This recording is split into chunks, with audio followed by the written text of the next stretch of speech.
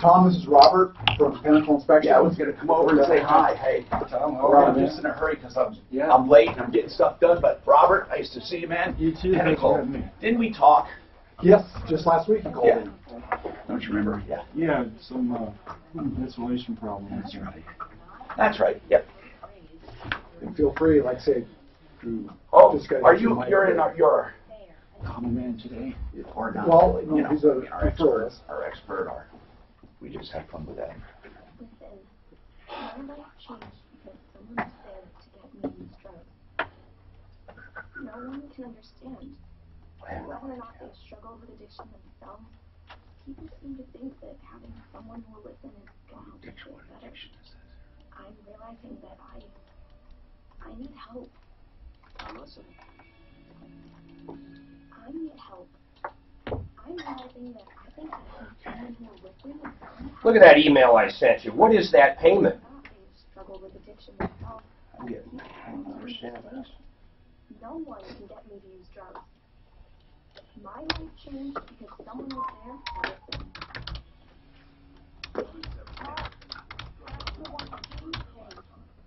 Want to know how you can help? Go to herealisten.com to get the tools to turn addiction around. Public service announcement brought to you by the Ad Council. This is Todd. I'm talking with Amanda from West. Okay, who the fuck is My ROI Marketing Systems? Do you have any idea who that actually is, Tom? No, I don't. So Dean Jones is actually My ROI Marketing Systems. He's Denver Spine, I thought. I have no idea either. They're both saying they paid it. I mean, we've got to figure out who's paid and who hasn't.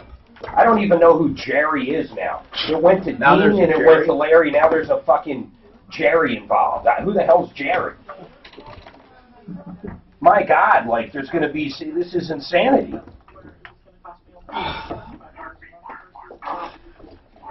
Watch your language, Tom. My God. What's it called? Advanced Tax Solutions. When you're Colfax, you can get 303-753-6040 or go to advancedtaxsolutions.com. 80% of the because that's a smart financial move. Hey, it's Rob Kaminsky for my friends at Alliance Leasing, who can help you save time and money and more money, and have been doing just that for Colorado businesses for more than 20 years. Alliance Leasing will explain to your fleet of vehicles with all the updates you need and the lowest delivered price. I'm a finance guy. We believe that leasing with Alliance is the obvious one for your business. Learn more at alliance.lease. That's right, just type alliance.lease. Alliance Leasing, your key to the perfect. Oh, thank you, dear. You're welcome. I'm leaving at noon. For the day? I have to take Rick to his colonoscopy. You're on the radio. Those are I'm fun. there you go, everybody. I just can't wait for my next one. There you go. Can't wait. It's like a party. It'll be like Mark fasting. It brings joy to me. The holiday joy. Yeah. Guy told me I would not come back for 10 years. Affordable concierge program. You know, concierge medicine is great, but oftentimes it's just too expensive. Oh my God, listen to this. I say, why wait? Trump, this was CNN headline during this crap this morning, okay? Ready? This is crazy. Trump drinks a dozen Diet Cokes per day. Oh my God. And watches 8 hours of TV, right? Yeah. That's what CNN headline? Yes. That's what they said. I'm just amazed what they can try to put on there. His approval rating is the lowest in history of any president ever. No. It's surprising. Yeah, I mean, it's the media. It's not true. Conservatives, They love the media. Look at that right there. Is it a coincidence? Special report. Trump drinks a dozen Diet Cokes. They say they are not biased, but is it a coincidence that every time a Democrat president is in, they love him, and when a Republican president and I do appreciate you being around. Hey, happy holidays. I'm Tom Martino, your troubleshooter. Consumer advocate extraordinaire, going on 40 years, fighting for you, recovering millions and millions of dollars in cash, merchandise, exchanges, refunds, and services. And it truly is a privilege to do it, and I thank you for it. I thank you for calling me and trusting me. We truly want to help any way we can. So, how do we help? You call, we answer your question, take care of your problem. As I say, questions, problems, complaints, and referrals. And then we love to refer you to my referral list, Tom Martino's referral list, referralist.com. It's called referralist.com. And so many new people to town, that's why I mention it. I can say unequivocally, say that 3 times. Antonymous. And that we'll talk about that word. It has to do with an email. He said antonymous. He meant to say autonomous the other day, and whenever anything is said wrong, we get at least 50 emails, but that's okay.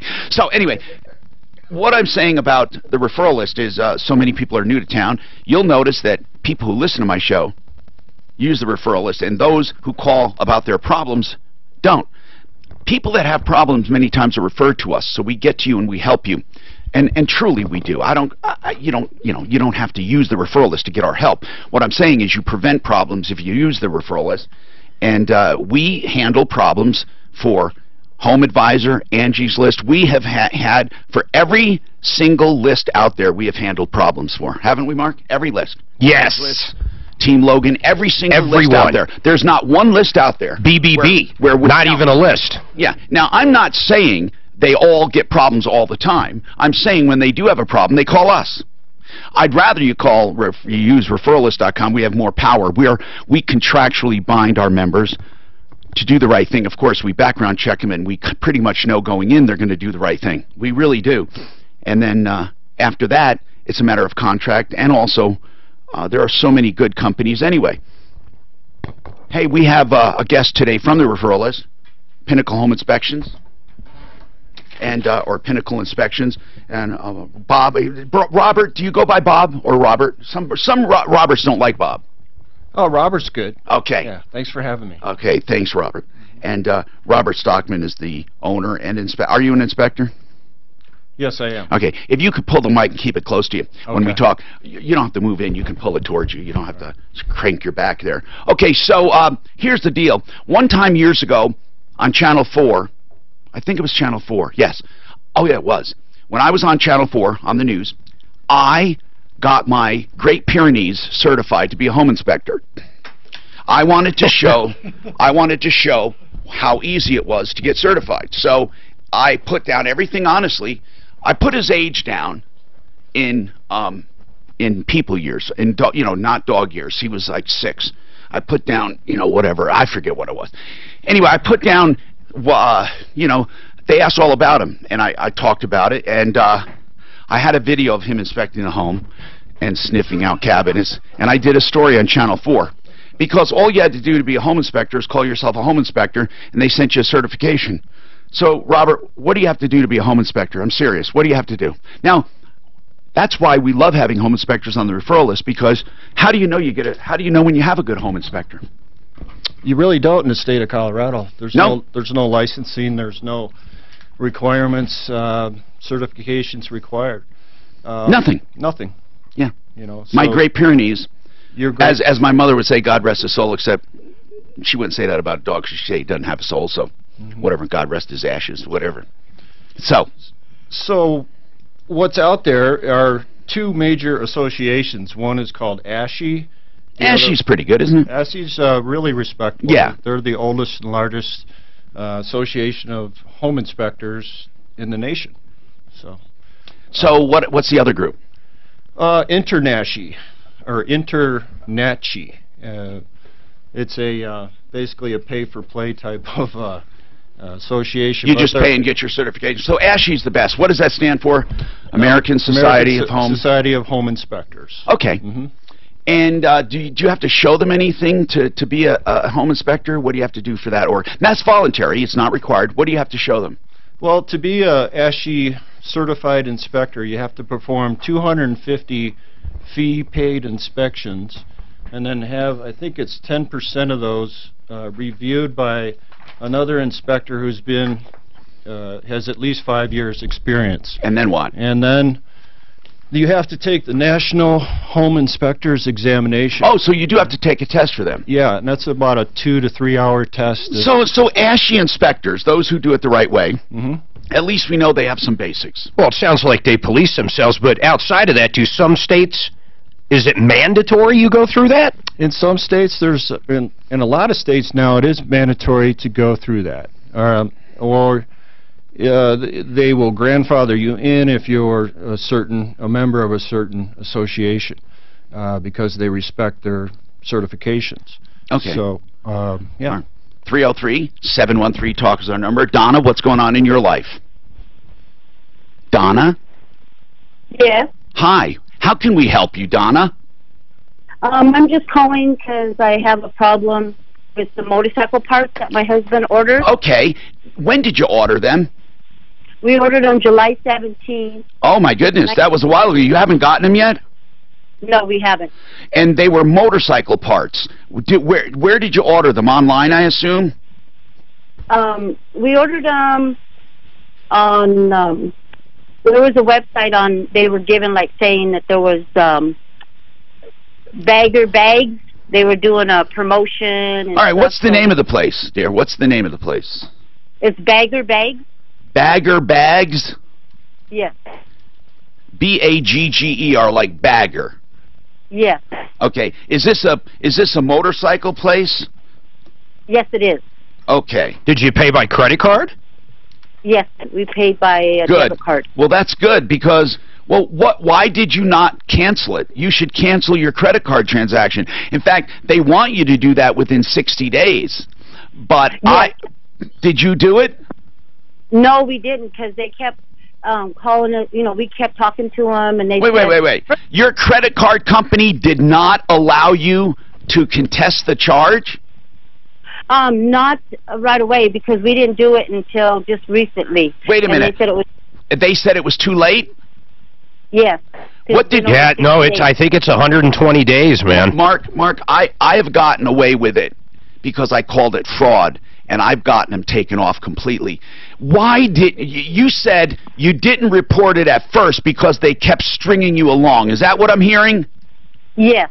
Man, first I want to say something. Here's a note. I really have to say this. I know that there are many financial advisors, people who say, you know, rip up your credit cards, tear them up, don't use them. I say credit cards are wonderful tools for personal finance. They're excellent tools. Why? Because you have the ability to contest, and in most cases, the credit card company will come down in your favor most of the time. Here's the deal. You have to do it in a timely fashion. Now, that's both for fraud, billing errors, and lack of service. Credit cards are wonderful tools. So, who is the issuer of your credit card? Balco Credit Union. Balco. Okay. Is it a debit or credit? It's debit. Okay, that's used as a credit, though. Well, if it's used as a credit card, Mark, you say it has the same, but not if the money comes out of your account. It doesn't. It's a very difficult thing. You still have protections, is my point. If you put a PIN number in, it's like cash. Okay, it's over.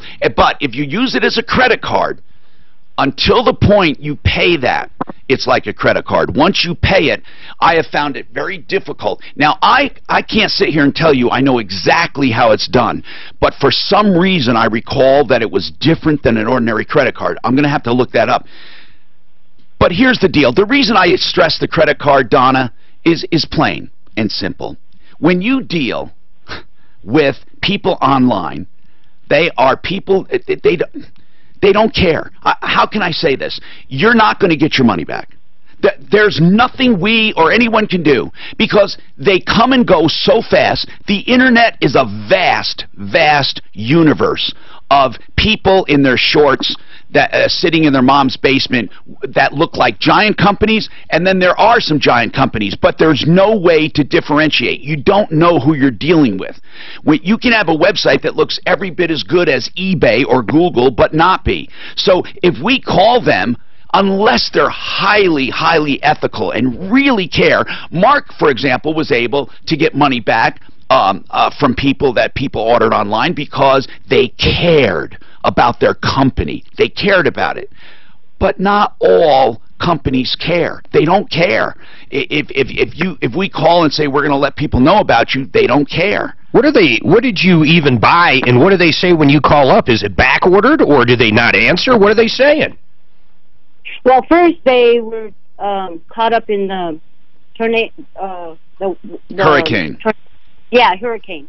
And then they said, well, we're going to get it to you. It's in the warehouse. All right, we will call, okay? They're in Plantation, Florida. We will call. I bet Greg can get this handled. All right, we'll give it to Greg to call and see what happens.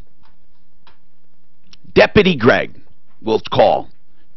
So, I really hope that they're big enough that they care. But Donna, we're really now at the mercy of them. But I would still take another crack at the credit card.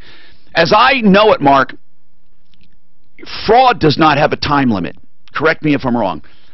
Billing disputes, lack of service, poor service. But unfulfillment, I do not believe, is limited to 60 days. I think if you took the company to court, you might be able to get a judgment because it's fraud.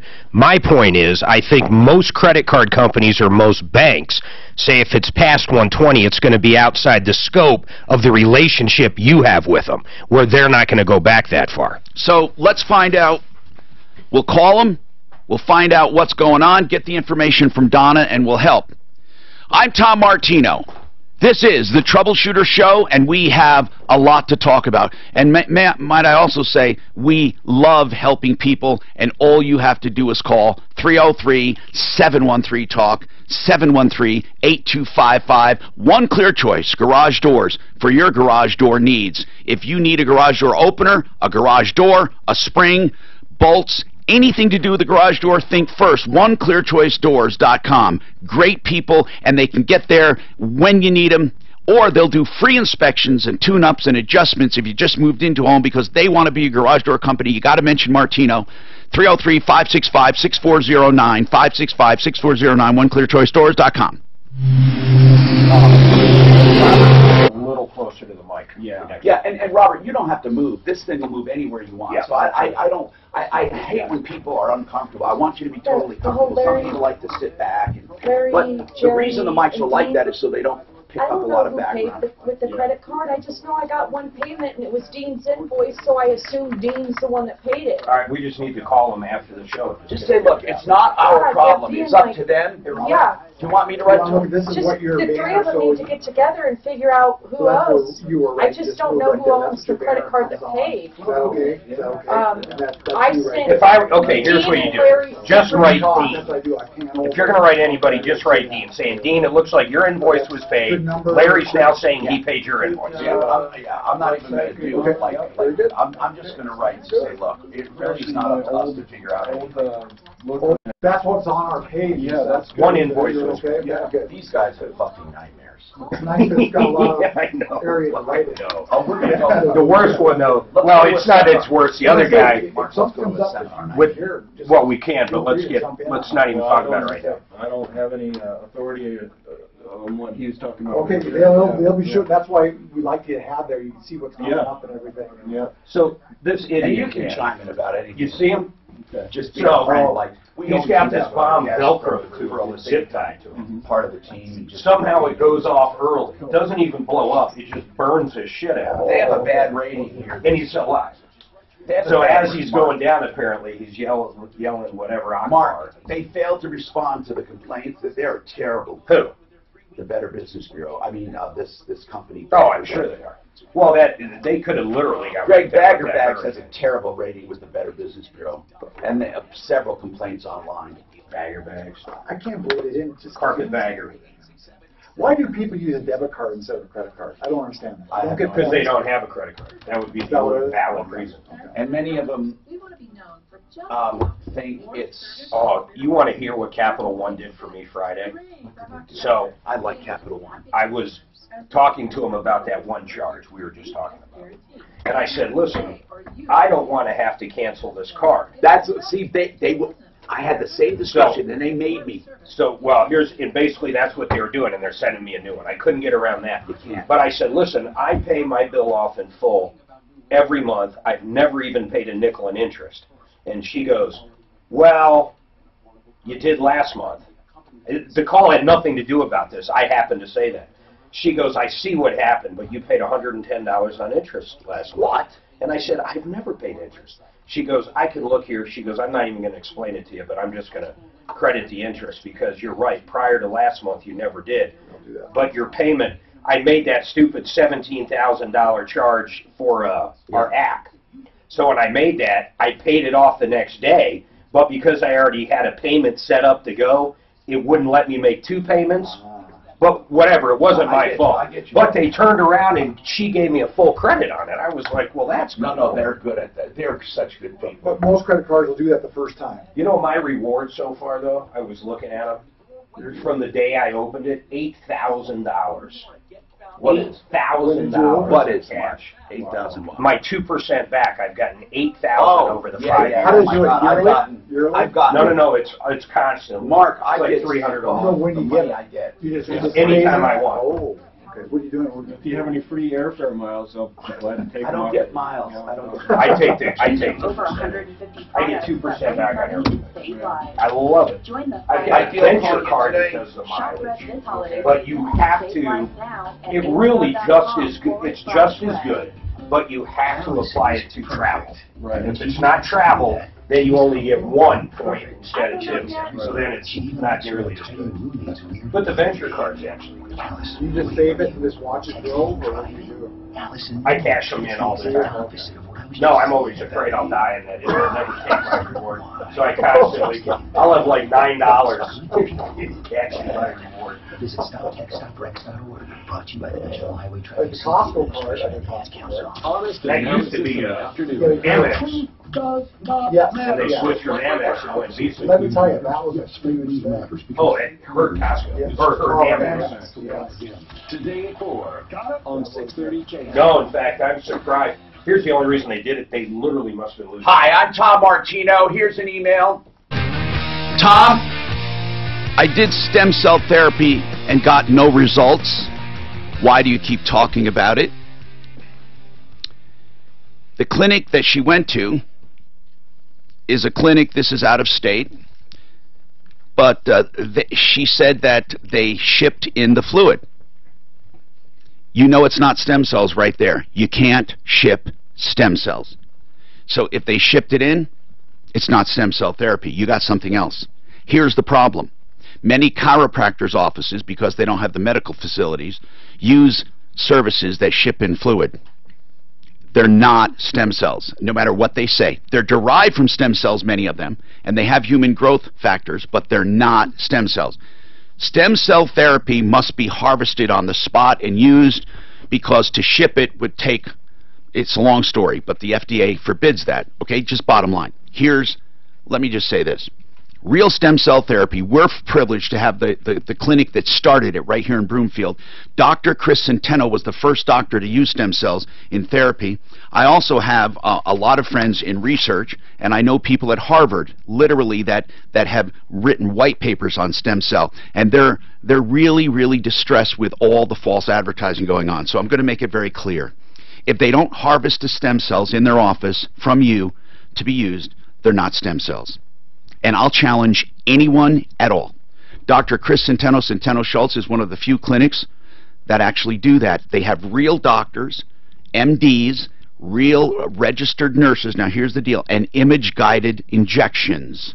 Image-guided. They have 14,000 patients in their data bank that they've helped with bad knees, hips, backs, shoulders, hands, most ACL tears.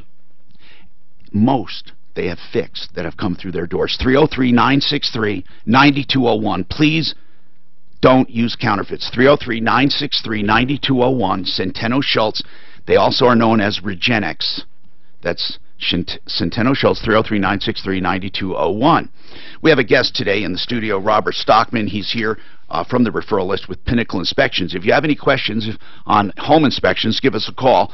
And then I asked him to just chime in because he's a businessman, and he's just Just a good guy. I told him he's here as a common man today. We jokingly say common man. Yes? Robert, what's your background? Is it construction? I mean, most people I would assume that are in inspections or have some kind of construction background. Well, yeah, I was for 25 plus years. I was a general contractor. Okay, that's designer. good. Yeah, that's good because then you've actually done the work. What do you personally do that you like when you were a contractor? Were you a carpenter? Were you what were you? Well, I was all of those. Okay. Throughout the seasons of my work, but my favorite was being a timber frame home contractor. Okay. I wanted to ask you something, and quickly we'll move on to your calls. Do you ever, even though it's not part of an inspection for viability of a home, do you ever look at trim carpentry and sloppy stuff? Always. Do you point it out or not? Well, it depends on the price point of the home. Yeah, but I mean, because some people don't know enough to really look closely, and it does affect the value. And I just wondered if you ever make any. Yeah, I'd say on a home is valued at 500 plus. You'll say, hey, look, this trim carpentry is pretty bad? Absolutely. Okay. Yeah. Just wondered about that. Greg, what's going on with you, Greg? Hi, sir. Hey. My son has a 2000 Jeep Grand Cherokee. He blew the engine on it. Oh, how did he do that? We don't know. I just know that cylinder 1 and cylinder 2 went, and they said it'd be very expensive to repair. Unfortunately, we've got about $800 of new tires on the vehicle, and I'm wondering what you would do. Would you part it out separately? Would you salvage the vehicle? Would you try to sell the whole thing on Craigslist? First of all, we got to get the book value on this, or roughly. Mark, can you look that up, or someone 2000 Jeep Cherokee roughly, and then I would make my decision from there. How much did they say it would take to fix? Oh, just changing out an engine, like $2,500 minimum. How long has he had it? 6 years. Okay, so he knows this Jeep. Is it in otherwise great condition? I'd say it's in average condition. It's How many miles are on it? 140. Okay. Is it one of those 6 cylinders, a straight 6, or is it a Grand Cherokee? It's a Grand Cherokee 8-cylinder 4-wheel drive. Okay, rear-wheel drive only. Wait, what do you mean rear wheel? It's not all-wheel drive. Oh my God, it's not a 4-wheel drive? No, sir. Oh my goodness. There's a lot of them out there. That's a useless vehicle, really. Well, in Colorado. I mean, if he likes it, here's the deal. Here's what I want to say. Even if it doesn't look like it makes mathematical sense, when you have a car that you've had a while, not something you haven't because you don't know what you're investing in, but if you have a vehicle that has been dependable and is really in good condition, the math goes out the window a little. You don't want to be buried, but if you're going to keep it and run it, it's not terrible to pay to get it fixed, because by the time you sell it and then get another vehicle, you don't know what that other vehicle is either. So I'm not saying you do this all the time, but in this particular case, if he had, it is 16, 17 years old, it's getting, that's a little high for me. I probably wouldn't do it in this case. But he's not going to have a lot of value in this thing. You know that, right? A 16-year-old Jeep that needs an engine, that isn't even 4-wheel drive, I'll bet you're not going to get $1,000 for it. Right, and he's already bought a replacement car. He bought a newer Jeep. Then if he has time, he can part it out on eBay or Craigslist or whatever he wants to do. I mean, you got tires, you can, I would sell that kind of stuff. Or you can just donate it or junk it, but you're not going to get a lot of money. The tires would be the biggest thing of value. Anything else of value in it? No. Then I would have it I would take the tires and have it hauled away. That's what I would do, sell the tires. It's not worth all the trouble. Mark, did you find a value on that? Yeah, I'll have it right now. It ain't worth anything, man. No. It's like an $800 vehicle. Right. At best. Okay, so it's worth nothing right now except the tires. Diana, what's going on with you? Hi, Tom. Hi, Diana. Hello? That was weird. No, but this was a serious problem. I'm hoping this was a mistake. No, I didn't touch the... No, hopefully she calls back, It Tom. was about elder abuse. Did she say anything specific, Suzanne? Okay. She said it was about elder abuse. I hope she does call. Let's go to Francis. We're trying to get all these people who held last show. Go ahead, Francis. What's going on? Francis? Oh, boy. Okay, hold on. Just see if they're on or not. Louise, your turn. What's happening, Louise?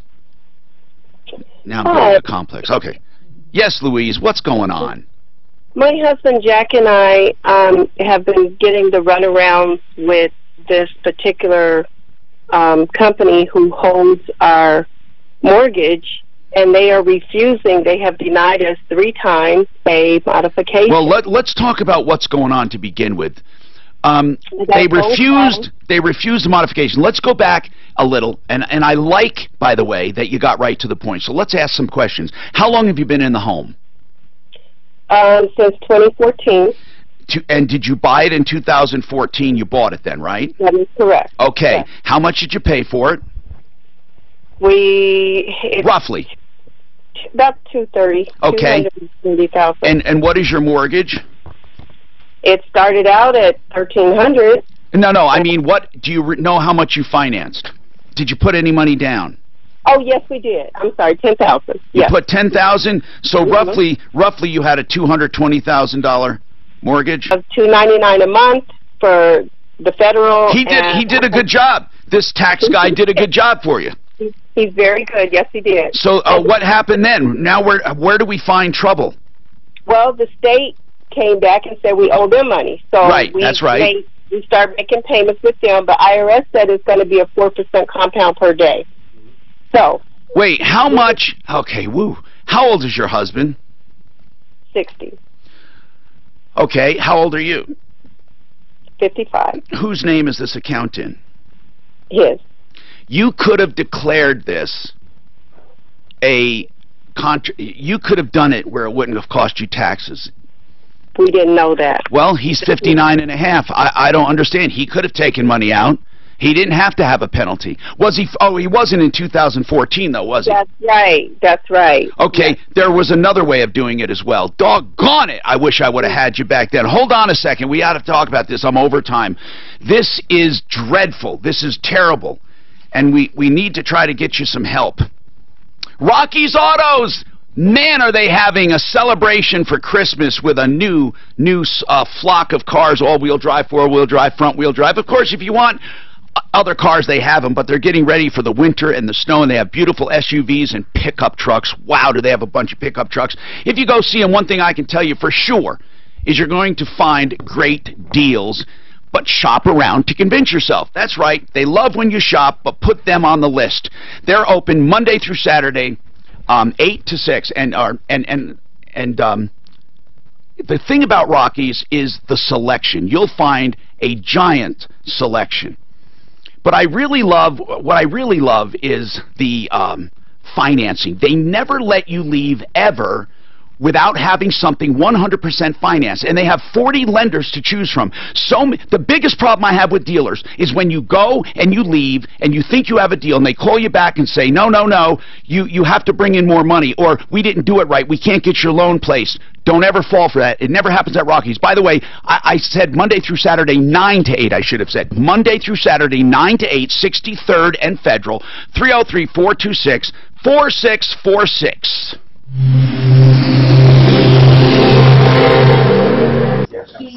He cannot do this week, but he can do Monday the 18th, and you are free also. And what was the name of the restaurant you said? Just Baker Street. Baker Street, that's right. Monday the 18th? Yep. Yeah, perfect. Okay, good. Thank you. All right, so I will let him know, and I put it on Tom's calendar. Yeah, he's doing it. So 2 o'clock. That's what time we agreed on. Is that what you want to do? Mm-hmm. Okay. Perfect. I will let him know. 2 o'clock, right? 2 o'clock. And do you have a contract? Is there anything? Yeah, he knows what there is. I'll give it to Tommy for this, but he knows what there is. All right. American, right? Yeah. It's one of these deals where basically he's saying, well, technically, you don't have anything signed because we did it over the phone. It's substance over form. No one is going to argue with that. I'm not going to argue about that. No, you'll handle it. I'm not going to argue. The one thing I did say to him was, technically, you need to provide us Your return to 2 $1 It's the thing is, does he feel like it was worth nothing? I'm probably gonna end our relationship because we're getting Johnson on. You know, he just wants to get paid, which I understand totally. I want to get paid. He's been flying free for over a year. Yeah. Yeah. All right, guys. Got that. Thank you. It's who we are. Get the respect you deserve. I just get tired of this. It's so funny. She really thought that lady was going to get her driver's license today. She's good to the core. Daphne really is, and she wants to believe the best. Oh, so how would someone homeless for 30 years even have the ability to get a license? It's not like she's been homeless a week. Wait, she's been homeless 30 years, Mark? That's what she said. This woman's been homeless for like ever. So how does someone that's been homeless that long, like, all of a sudden just change? And she's never had a driver's license.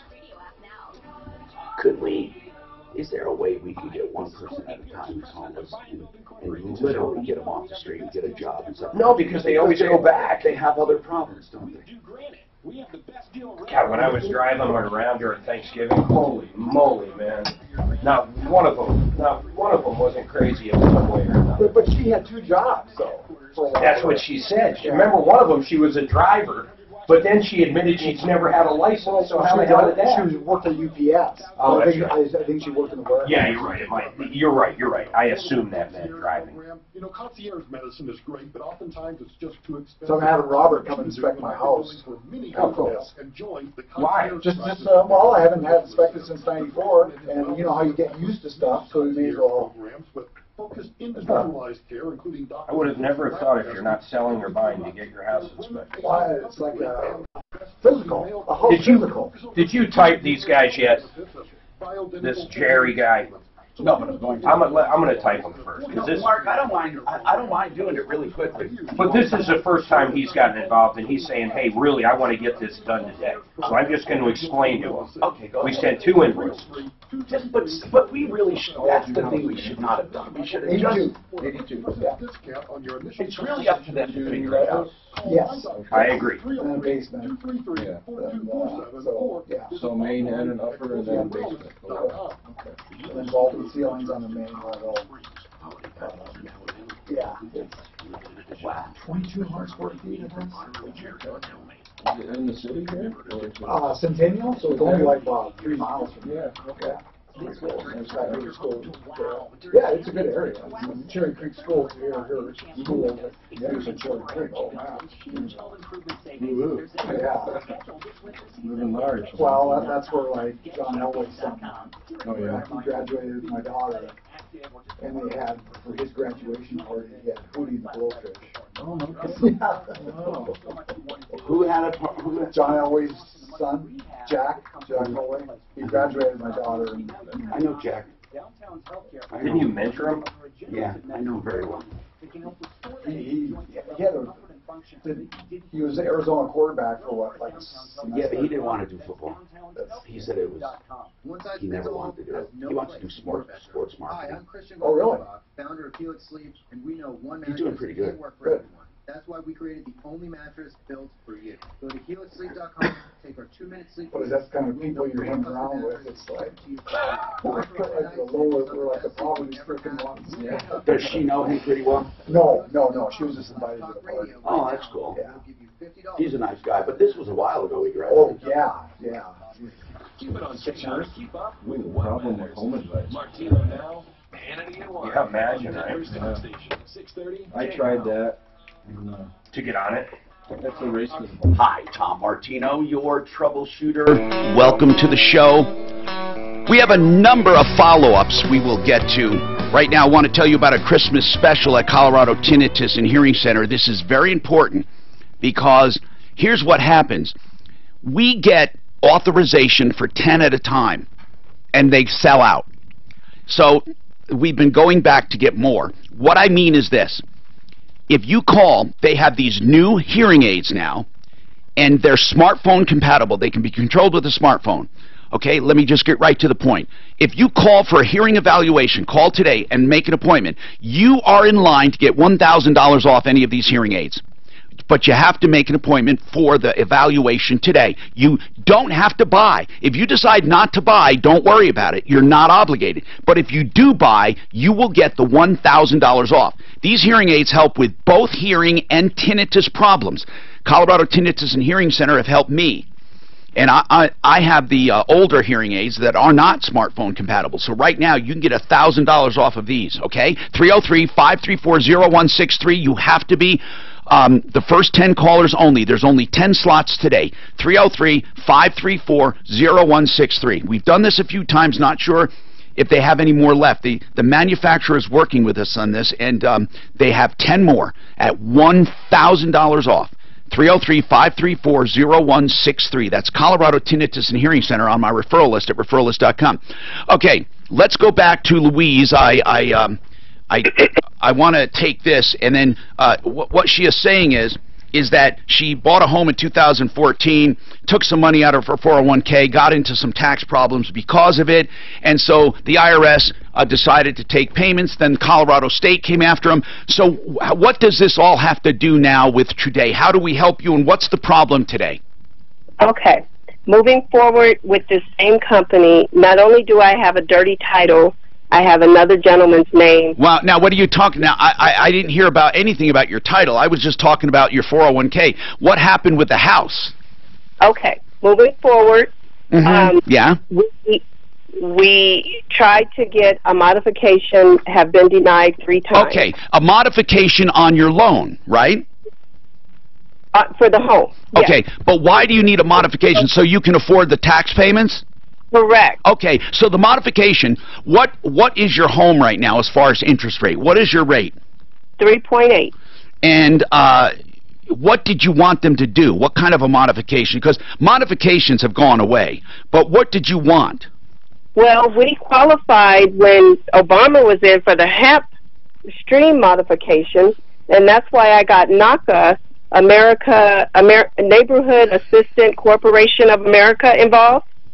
And they would call and act on our behalf to make sure all the paperwork was filled out. We kept getting a denial, and NACA was saying it was very vague. Who's the lender? The money source. Are they actually the underwriter? Yeah. Louise, I have to tell you something you may not like to hear. Modifications are normally not approved. There have to be very, very extenuating circumstances. So I have a feeling this neighborhood association is giving you false hope. They are normally not approved. Okay, it's not the other way around. They're normally not approved. It has to be very special. So how can we help you with this? If they denied you, are you feeling they denied you unjustly? Yes, I do. Okay. Every time Why? I've asked for my husband's pages.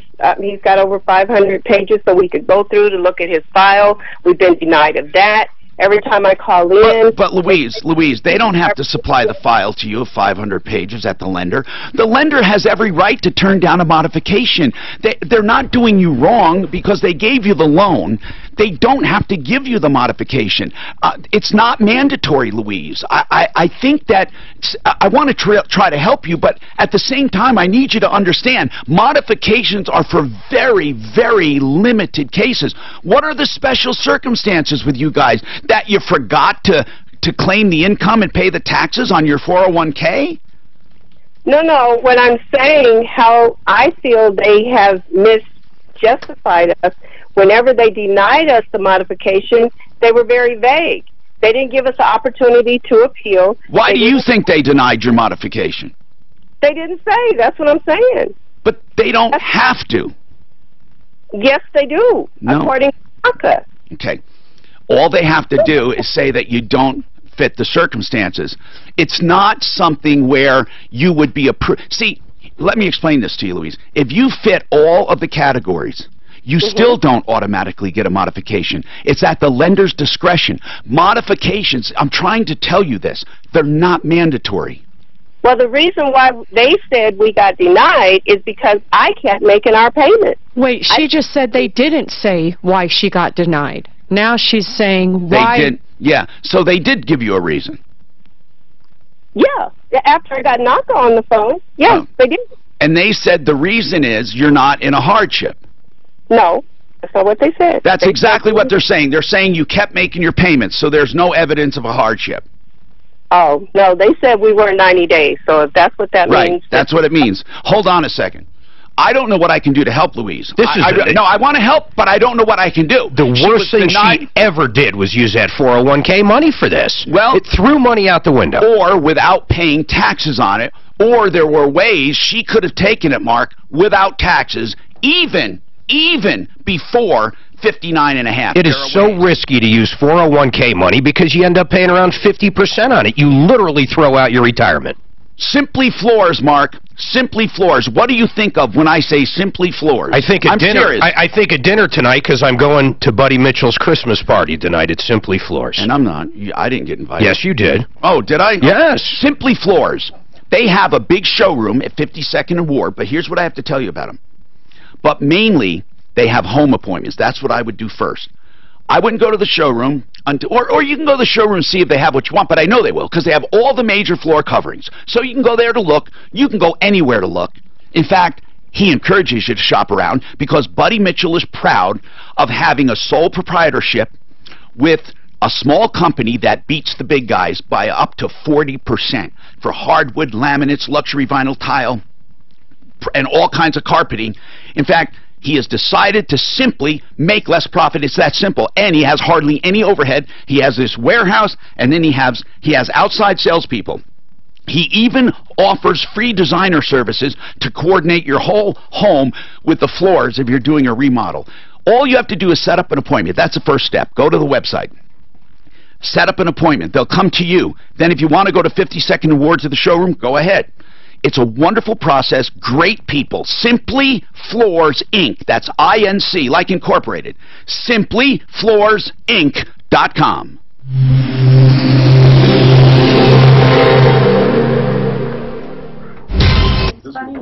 She sent 500 pages of rights, lawsuits, and discrimination, and Daphne filled it and lined this one up, and I just had everything ready, but I don't know what a dirty title is. Well, that we haven't even gotten into. You bought it? When did you buy it? 2 days ago. What did you buy, man?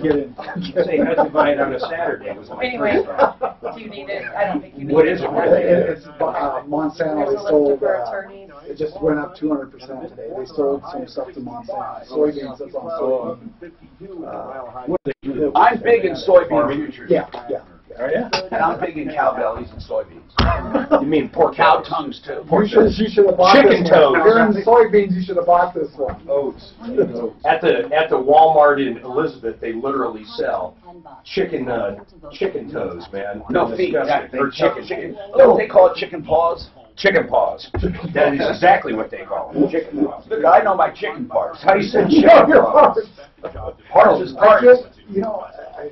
What, you don't eat chicken paws? So, how about monkey fists? Well, you remember, like, say, you see those big jars of pig's feet, different... In Oklahoma, man, when I was 17, stocking the grocery store, we would go through pig's feet. How did they sell them? They just, like, grab in there? Oh, yeah, grab a couple.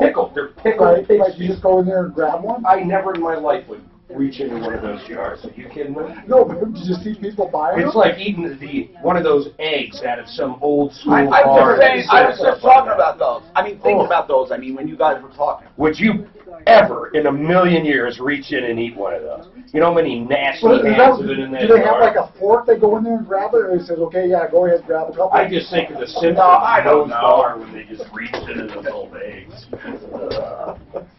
Pickle eggs.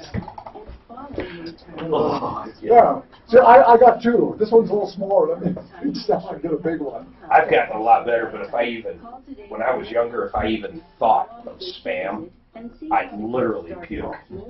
That's big in Hawaii. Oh. I'm not one with caramel apples.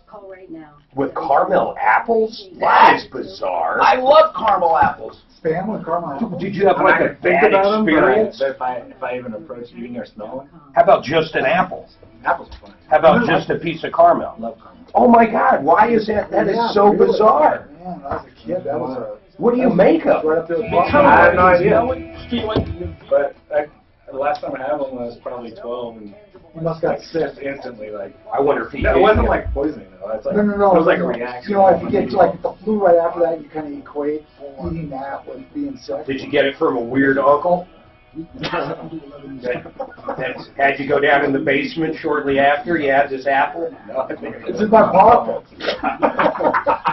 Did you have to reach in the weird uncle's pocket?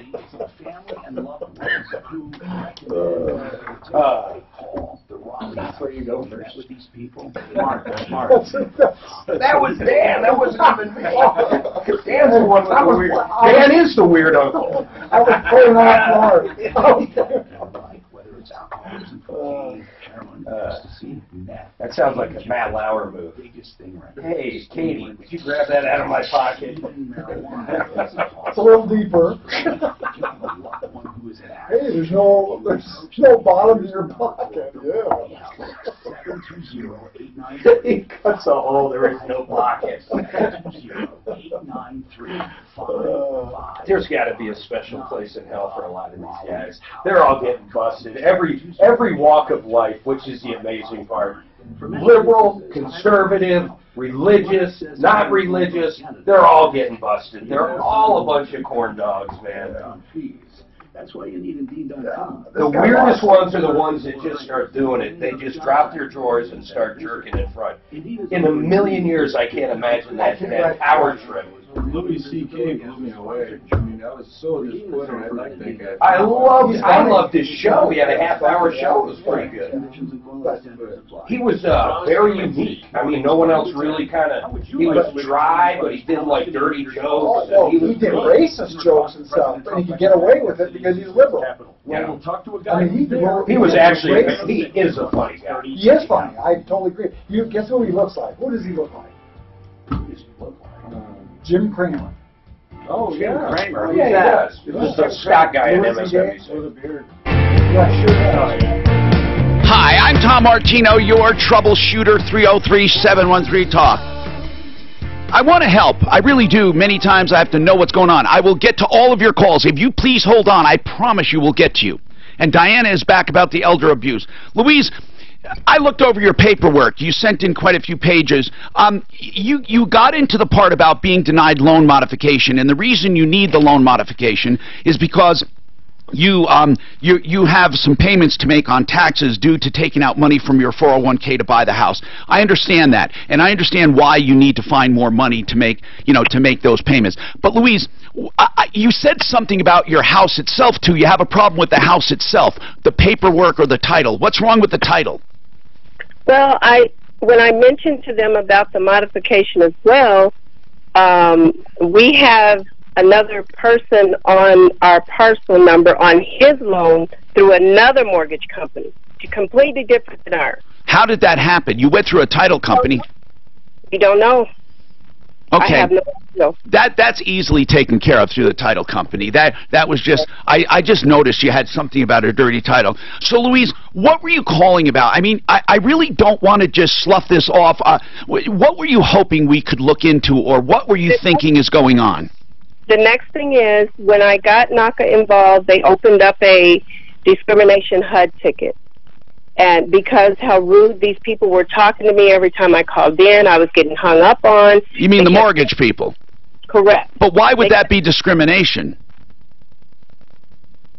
I felt we were still being treated unfairly. No, I mean, I'm not, listen, let me take for argument's sake, you were being treated rudely. But where does the discrimination come in? On what basis?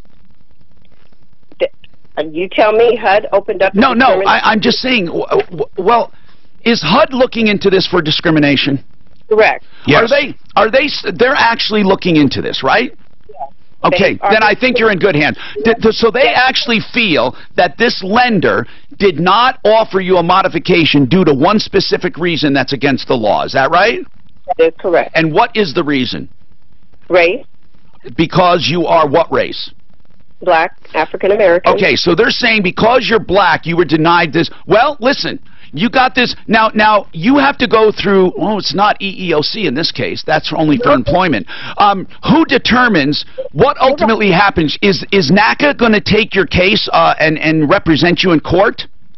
Well, that's just it. HUD here, Dora here. Yes. In Colorado has opened up a HUD ticket, but now, because we're in the middle of this litigation part, our home is up for foreclosure as of January 1st. Because did you miss payments? We're still paying. Well, it can't be up for foreclosure if you're paying. That's what I said. Wait a minute. They're foreclosing on your house and you've never missed a payment? No, we're 30 days behind. Okay, so just make that payment. No, they're saying because HUD has opened up a ticket, retaliation, they came back. They can't, they can't foreclose for that reason. If you get caught up, they can't foreclose. Right, they can't foreclose if you're going to catch up, dear. If you can catch up on the payment, they can't foreclose. Well, I was understood by NACA, and I have a form here, if we're in the middle of litigation, they just submitted their rebuttal letter. I understand. They can't foreclose, though. Hold on. I'm going to go to other calls, but we'll come back to her. Here's why. I want to talk to someone from NACA that she's talked to. She's going to obviously give us permission. They're trying to help her. I'd really like to know what they feel they have in their pocket for a lawsuit, and then they can't foreclose. I'll find out why. Let me talk to her off air real quick. Affordable concierge program. You know, concierge medicine is great, but oftentimes it's just too expensive. Mark, I would I mean, choose if what they I've been open- doing Hey, for Louise. many years now, enjoying the concierge. How much are you back? 100% dollars. Dr. Grossman and his wellness center offer many concierge programs with focused, individualized care, including doctor visits One and lab payment, she testing said. every few months. Wow. How many payments, Mark? How much is one payment? Program focus on bringing you the numerous health benefits of bioidentical hormone supplements. So if you're looking for a personalized and affordable concierge healthcare program that's focused on you and designed to make sure that nothing falls between the cracks, consider a mini concierge program. Call today at So right now you need chair.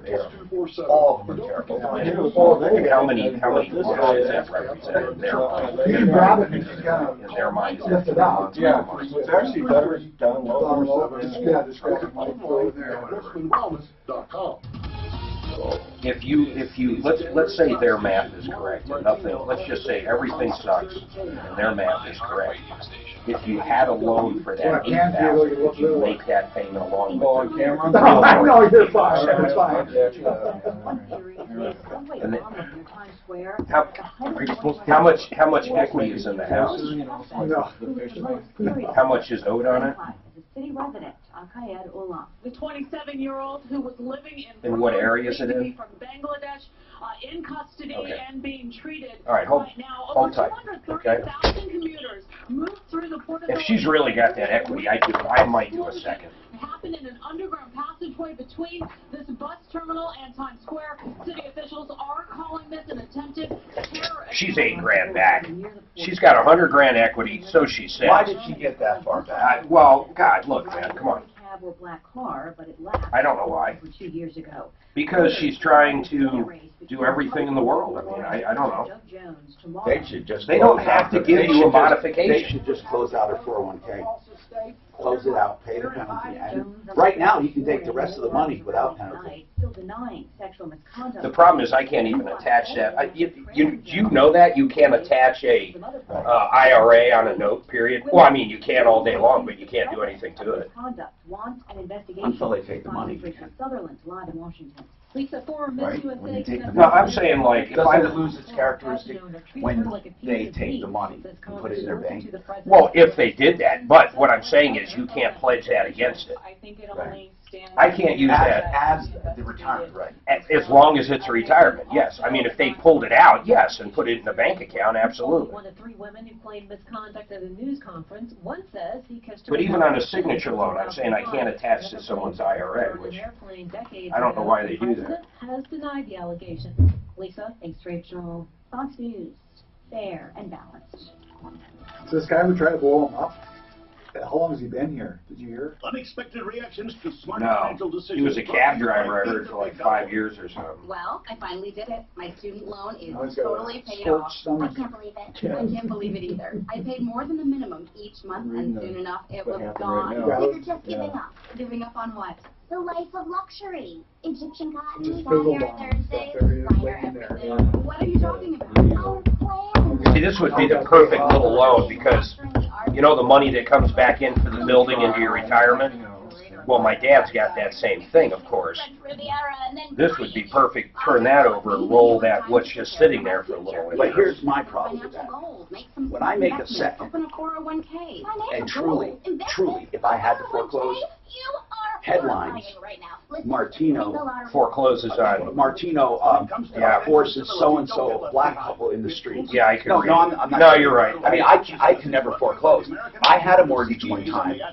And they said they were going to go to the newspapers and tell this story because the husband was sick. But I had a big mortgage, and I had to collect the money. But I couldn't foreclose. I absolutely couldn't. I was stuck with that mortgage until somebody bought it. I sold it because there was no way you can't foreclose, even though you have a legal right to, because I held the mortgage.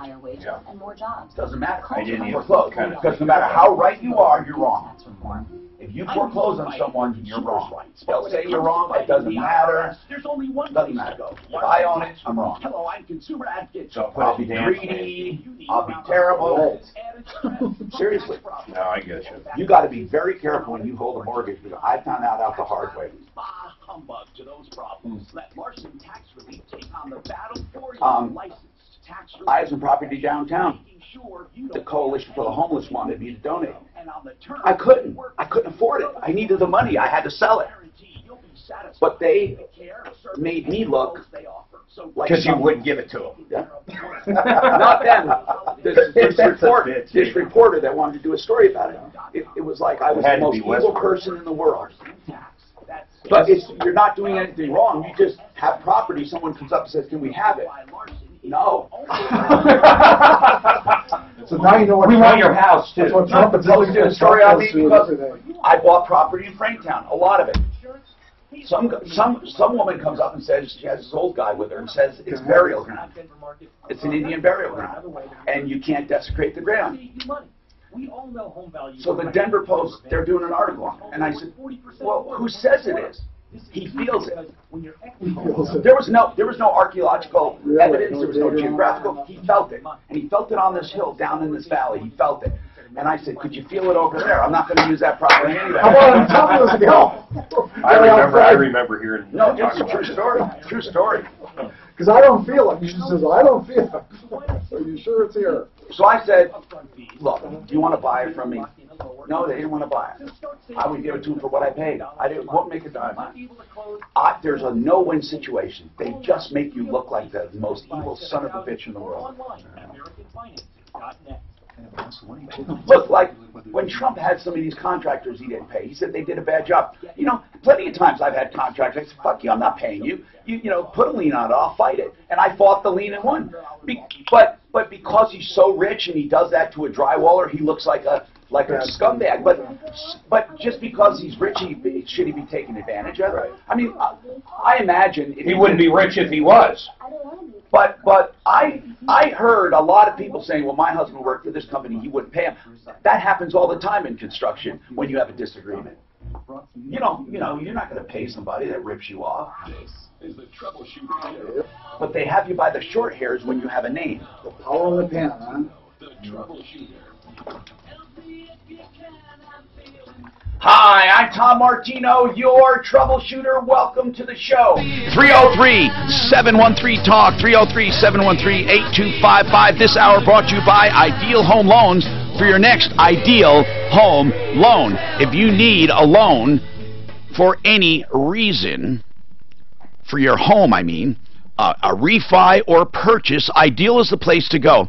Ideal is not a one-size-fits-all. That's what I love about them. They take a look at your specific needs and they customize a loan for you. Plus, they have credit optimization. If you're approved, yeah, it's approved, but they do even more to help your credit behind the scenes to get you even better pricing. They also have a custom term loan. You don't have to go back to 30 years, but you can still get that lower payment.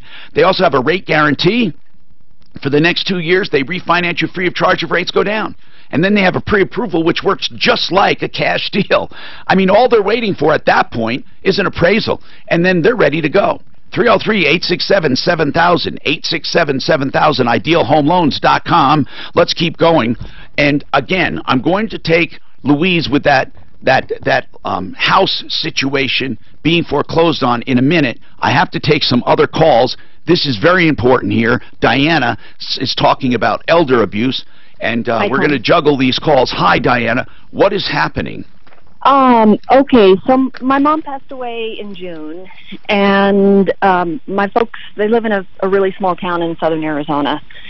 It's customary there when someone dies, you put the obituary up on the post office bulletin board, which my father did, and within a week of him posting that, this woman approached him. He has a business in town, and she walked in, invited him out for coffee. Invited who out for coffee, Diana? My father. My father. Because your mother died? Well, I think that she was in town, a bit of a drifter, and I think she was looking for an opportunity. Okay, so she saw he was alone. How old is he? Yes, he is 82. Okay. So what happened? How old is this woman? She's 51. So she befriended your dad? She did. This happens a lot. This happens a lot. Well, and so now I think he has... Did she befriend him romantically or more like a platonic relationship? No, it's romantic. A 51-year-old and an 82. Is your father a young 82? Would he be like an 82 that I will hopefully be? No. What is he vibrant? Somewhat. I mean, not as much as some others. No, what I'm talking about is, really, I mean this. Is he kind of like a Sean Connery type, a rugged, good-looking man, or is he an older... He's an older 80. Yeah, he's an older 82. You know, kind of hunched over. Okay. Shuffles around. Does he have all his faculties? Is he pretty sharp? Well, see, that's what I'm not sure about. He appears to, but when my mother passed, she died from a traumatic fall, and oh my gosh, pretty much within several days of the fall. But he went through quite a bit of trauma, when she died. Of course. So listen, this sounds terrible, but how long ago did this happen? It started in July. I found out about it in September. He has given her roughly about $12,000. Okay. July. So now listen, we can look at this two ways. I mean, we are all skeptical. Life is terrible right now. We don't trust anyone. But what if? Could it be that she really cares for him? I mean, have you met with them? I have not. Does she live with him? She lives out of state, but he... No, does she stay there? Oh, yeah, she stays there. Yeah. If he's having a good time, right, and she's doing things for him, right, maybe it's very well worth the $12,000 to him. Yeah, like, how does he pay her? Does he pay her like a little at a time, or how is it being done? Mark has a point. Even if she really doesn't love him, but she wants to take care of him and just have a job, let's say. I mean, I'm not trying to talk you into this, but I'm just trying to investigate. No, I understand. How did he give her the money? He was paying the mortgage for a while by electronic transfer out of his bank account. Okay, have you talked to him about it? I have. What does he say? He says, well, we're having a good time. Did you talk to her? No, I have not talked to her. Do you even know what she looks like or sounds like? Oh, I know what she looks like. Yes, I've been kind of quietly stalking. Where does he live? He lives in a small town called Patagonia, Arizona. Did you say to him, Dad, I'm just concerned. Did you just come right out and say it? Oh, yeah. What does he say? He defends it. He's paying her. She's had to have extensive dental work, and he's paid for all the dental work. I mean, he says we're having a good time. I enjoy her. He's dating a gal 30 years younger. Come on, let's cut this guy a break. No, maybe, Mark, maybe, unless she drains him of everything he has. Well, that's true, but right now it sounds like he's happy. What kind of a situation is he in? I mean, does he have a lot of money? He has a fair amount of money. Yes. Like how much? What's his estate worth? Honestly, it's under $1 million. Okay. Okay, so not much, because estates nowadays under $1 million are considered small. So he doesn't... I'm guessing it's under, or maybe just slightly above, but not more than that. And how much cash does he have that she could drain if she really wanted? Probably 100 to 200,000. Up to the and is most of his money in what? In the house? Well, the house, stocks, and you know, I really don't know. I know I need to know more of this. Well, who is taking care of him? Who is taking? Before this, he lives on his own, right? And no one is there. No one's there. No. Okay, so you got to go visit and say, I'm concerned. I want to go visit. I want to meet her. Right. And get a feel for it. But let's cut to the chase. There's nothing you can do about it at all, unless he has no he doesn't have a faculty. Then, once you declare him incompetent, though, and let me tell you, I have talked to plenty of children who wanted to go down that road. Why? He bought a car they didn't like, or they thought he was ripped off, and he may have been, by the way, or a furnace, or he has a gambling debt online, or something. And I understand that they might even be ripped off, but being incompetent, it doesn't mean you're incompetent if you're ripped off. Otherwise, half the population would be that call this show. Here's the deal. We have to truly analyze this, though, because if you do the incompetency thing, oh, my God, it's a big deal. I mean, this man is then he loses. He's a child. He loses, and you take on the responsibility. Do you have siblings? No. Are you ready to take it on? No. You know what? Really. I mean, this guy, if he's being taken care of and she cares for him, even if she's not truly in love with him, I wouldn't really care as long as she doesn't dry him up. And I would say that to her. Look, if you enjoy my father's company, I'm very concerned. I just want you to know I'm keeping an eye on things. There's nothing wrong with that conversation. I think it would be good. Okay. I mean, to let her know you're looking over this stuff. Actually, that'd be a great idea. And then she knows there's someone who cares. By your absenteeism, I mean, that's right now, you have to go there. Okay. Okay. And let her know he has a concerned family and that kind of thing, without being threatening. She brings this up, though. How many times does the kid, I'm not saying in her predicament, but how many times does the kid want that money, doesn't want the elderly mother or father to spend it, so therefore they try to, you know, stop them from having fun or spending it as they get older. Yeah, Diana, I don't hear that in your voice, that greed. You know, I mostly want him to be able, he could live with his genetics, he could live another 10 to 15 years, really. So I want him to have the money to be able to take care of himself. Right. Of course. Later in life. Does he have life insurance? I don't know. Does he have a will? Yes, he has a will. And who's in it? You? Me. And that's it. Now, if he changes that will, you will have no way of telling. Okay. That's going to be the dangerous part. That's where it gets dangerous. If this woman is willing to live another 10 years with him and stuff because she wants... Now, there are people that do that. But if she wants to live with him and truly take care of him and love him in a way he hasn't been loved, I mean, you know, what I mean is not by his daughter, but by a woman, I don't know. I'm going back and forth here. That's why I would want to put my eyes and ears on it.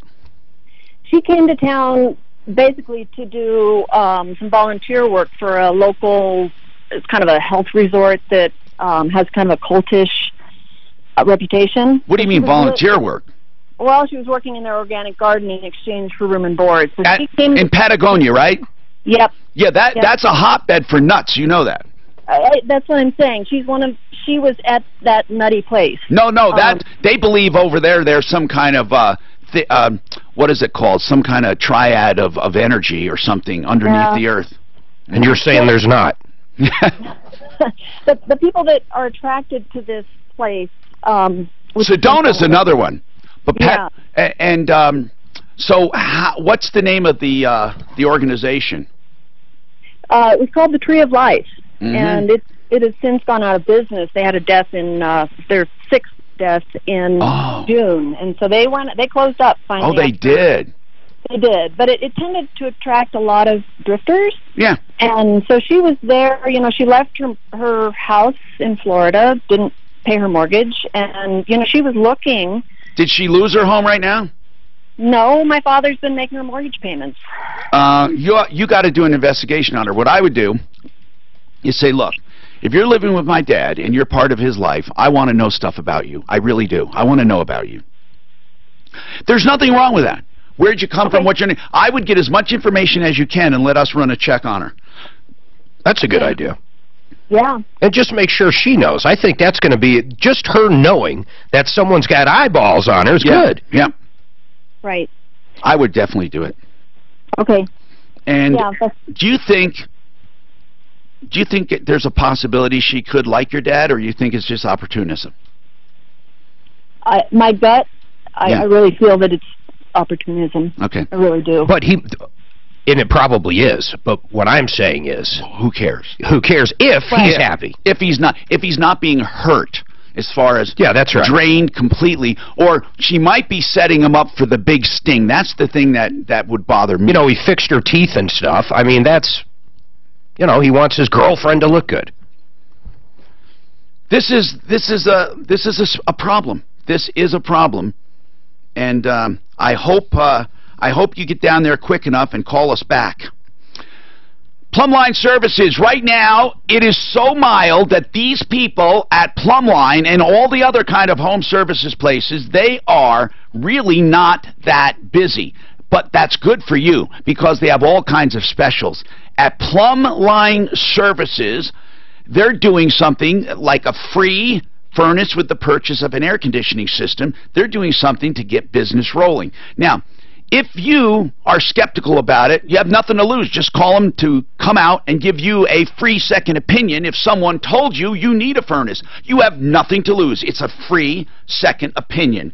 Or if you do want a furnace, get a free consultation and listen to the offer about the free furnace and the air conditioning. Make up your own mind, but at least check it out.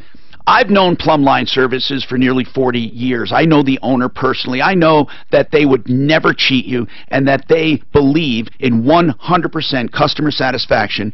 They're on time. They give you a time when they're going to be there, and then they quote you a price up front before any work begins. 303-586-1086. 303-586-1086. PlumlineServices.com.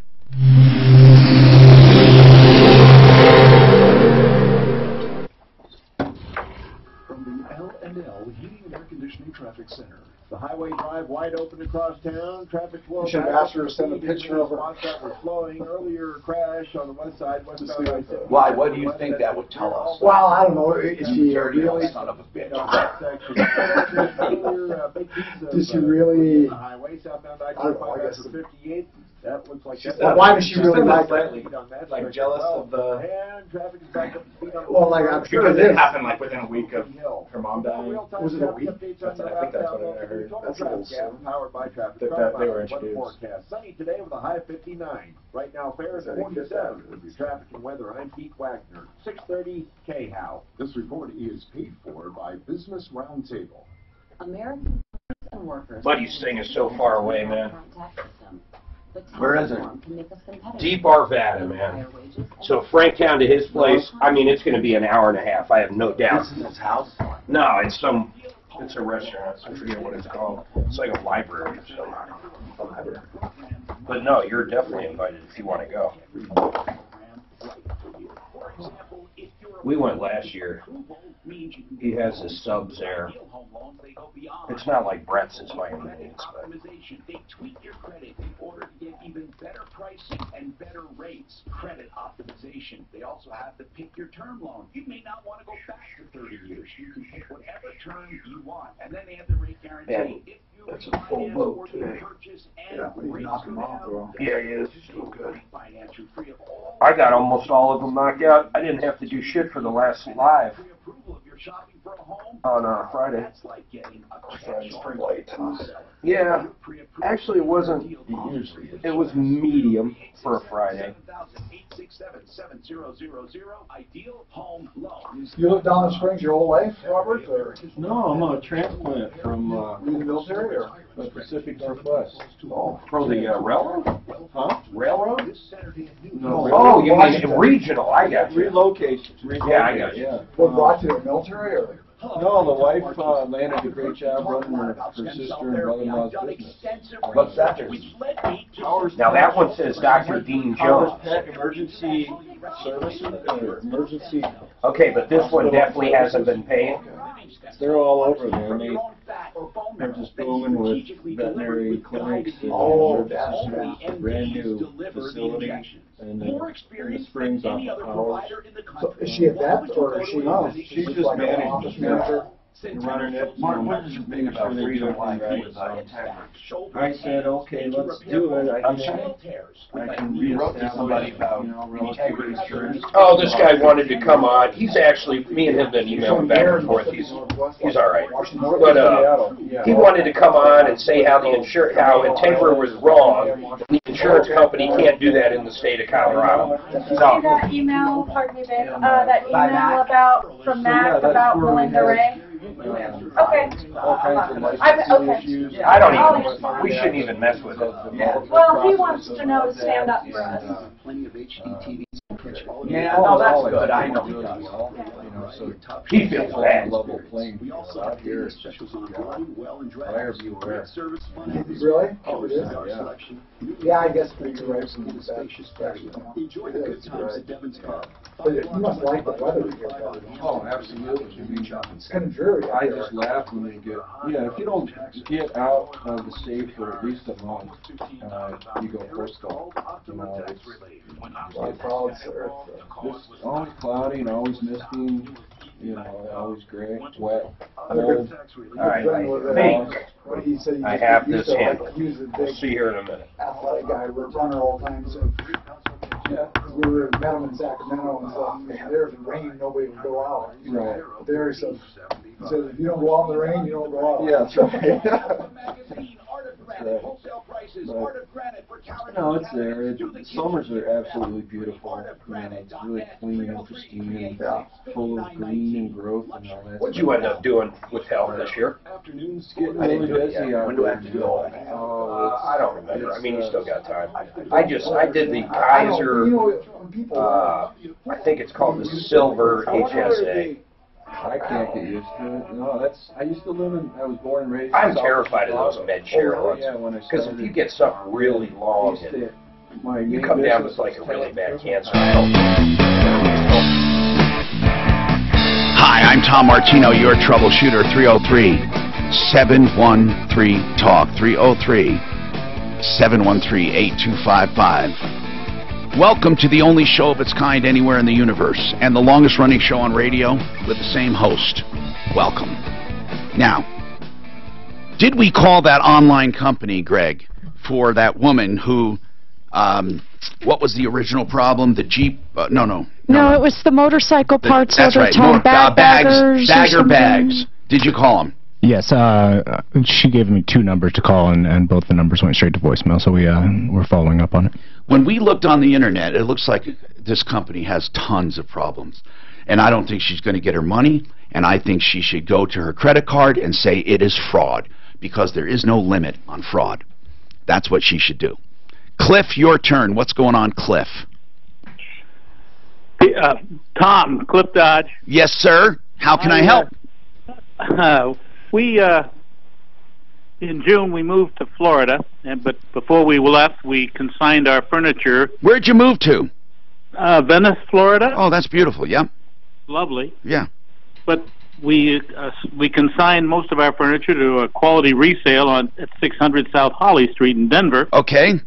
And signed a 3-month contract. But next time, if there is ever a next time, or people listening, in fact, Mark, we really should we don't have any consignment shops. Joy. We are getting close. Joy's Consignment is a very good place. But, okay, so go ahead. Quality resale, and what happened? Well, we signed the contract on the 15th of June to be done by September 15th. The long story short, we never heard from them, either in writing or by phone. I've made numerous calls to the company, and only once was able to speak with this Leslie Greger, who I was told did all of their financial dealing. All right, so where's the bottom line? What's going on with your stuff? Did it get sold or not? I have no idea. They have never given us a rundown. They've never even contacted us. Never. You left your stuff and never heard from them? Never. Are you kidding me? I mean, nothing. Zero. Zip. It looks like a showroom. In other words, it looks like if we walked in there, the stuff's either going to be there or not, right? Well, I would think so, but we got one phone call in September from this lady that said they were behind because of health issues or something.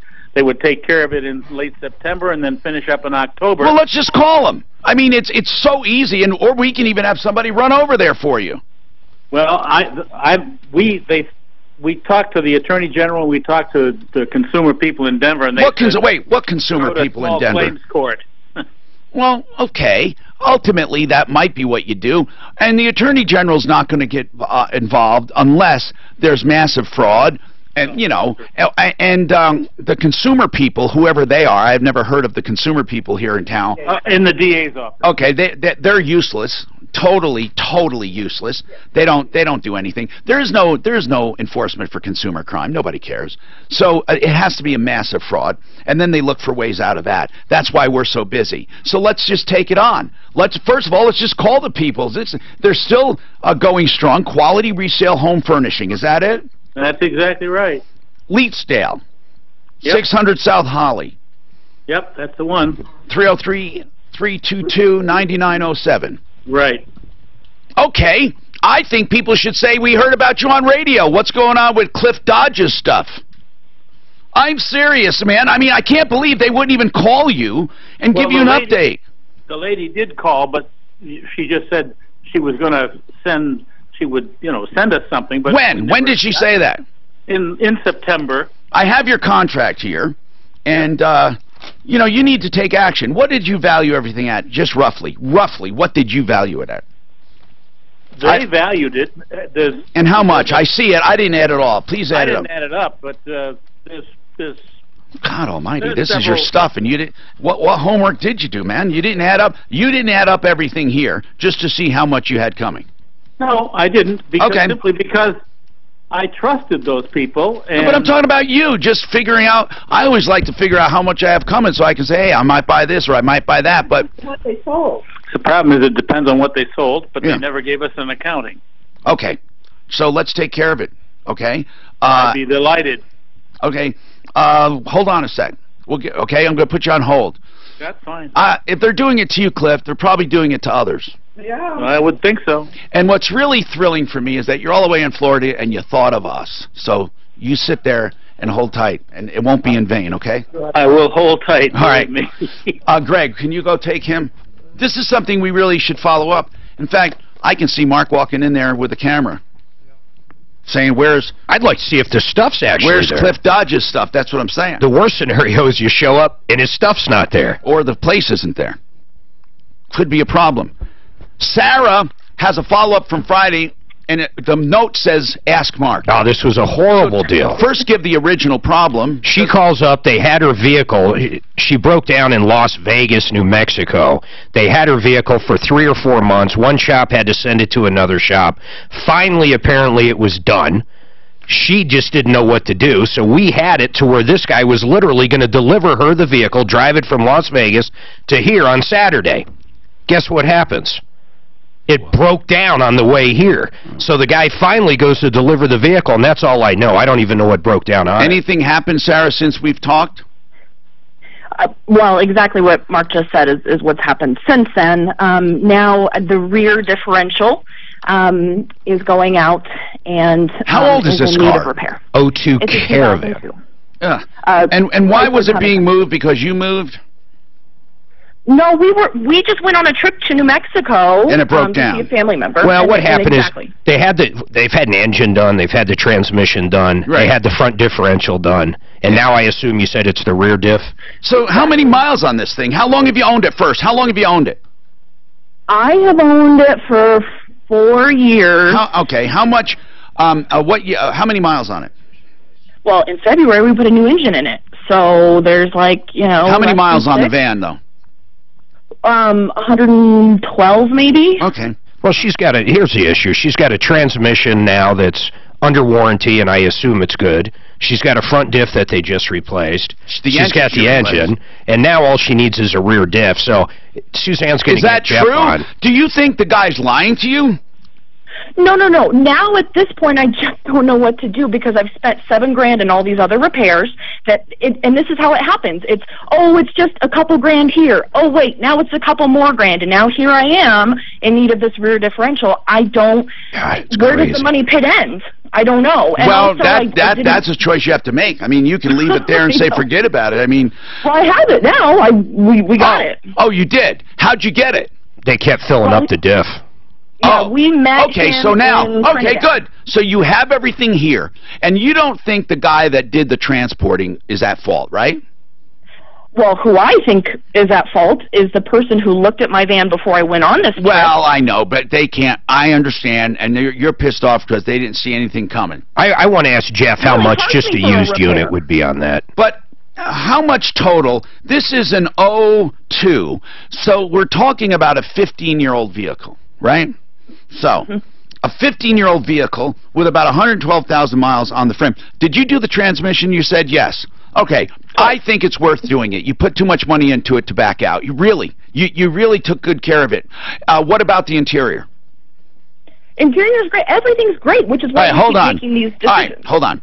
Jeff Vick, Kimmer Transmission, quickly, because we're running out of time. But, Jeff, if she has an 02 Dodge Caravan, she's done the engine, she's done the transmission, what else? Front diff. Front diff, and now the rear diff needs replacing. I think, and she has 112 on the whole vehicle, she only has a few thousand on the new engine.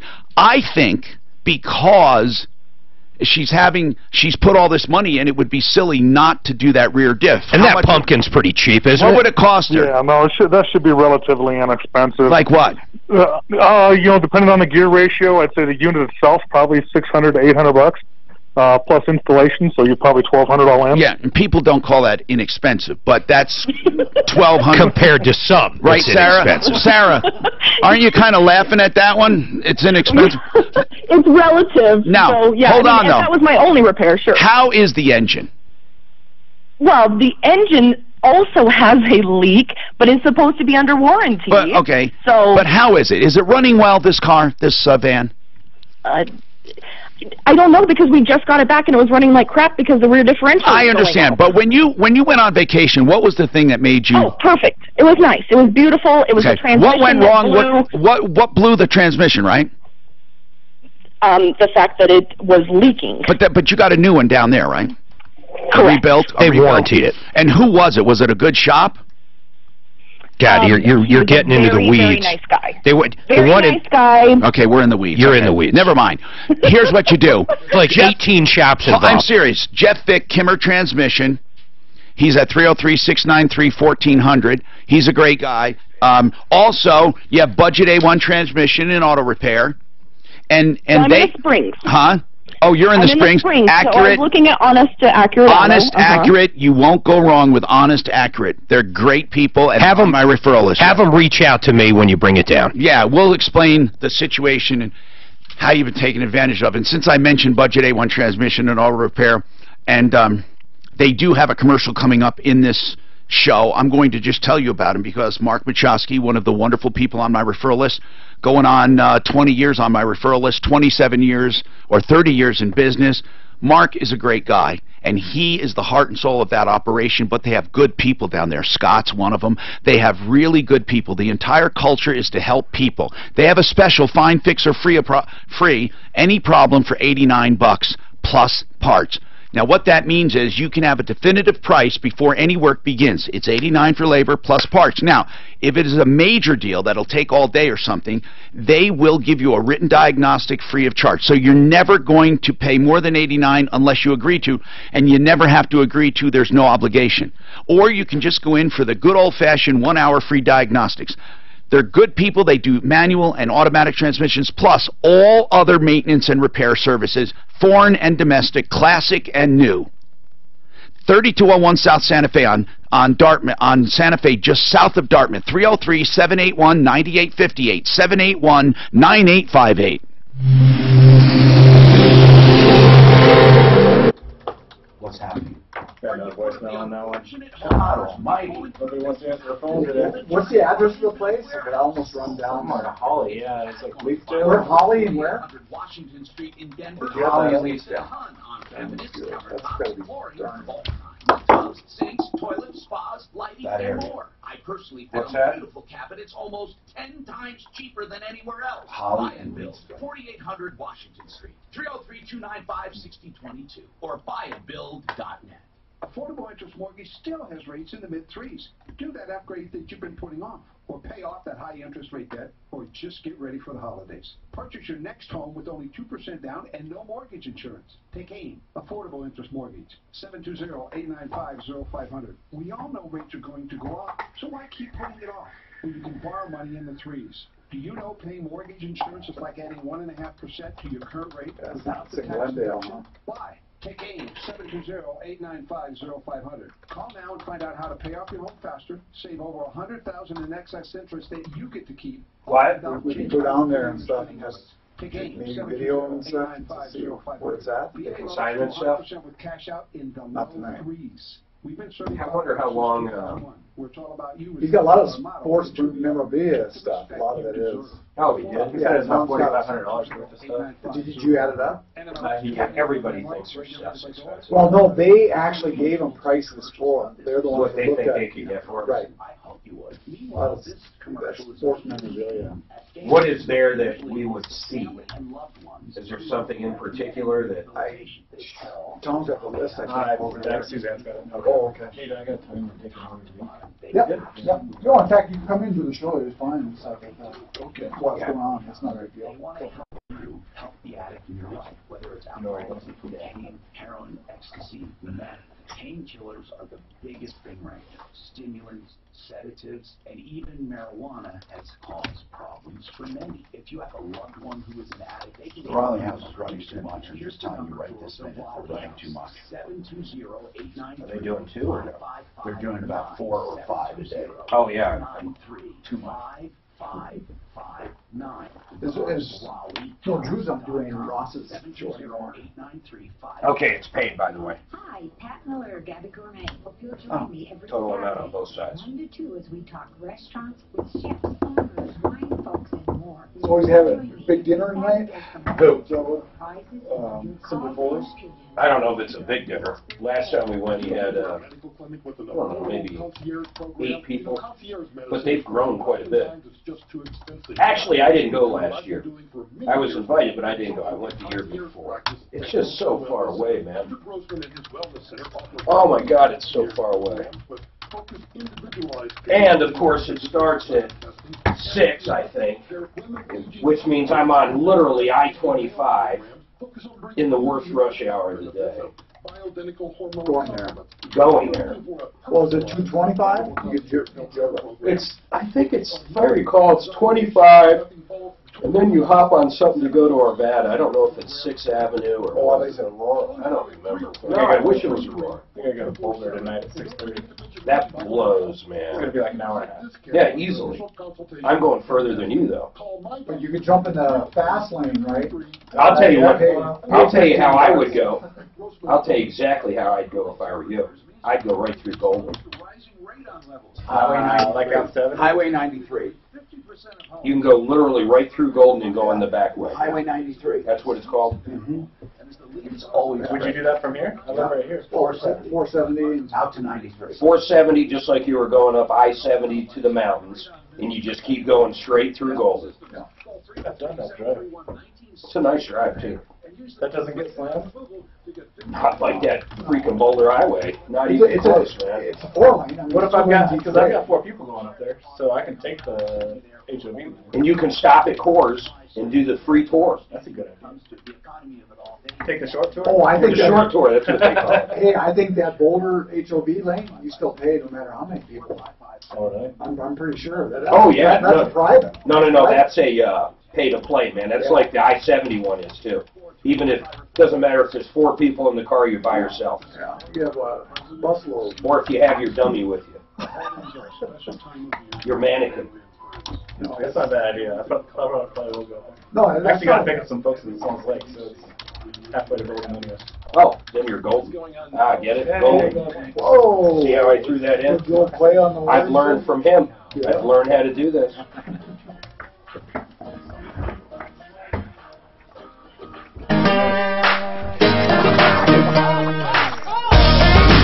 Hi, I'm Tom Martino, your troubleshooter, 303-713-TALK. Our guest today is Robert Stockman with Pinnacle Home Inspections, if you have any questions. And I really love doing this show because we have so many great people we can call on to get you help. Wink and Wink is one of them for bankruptcies.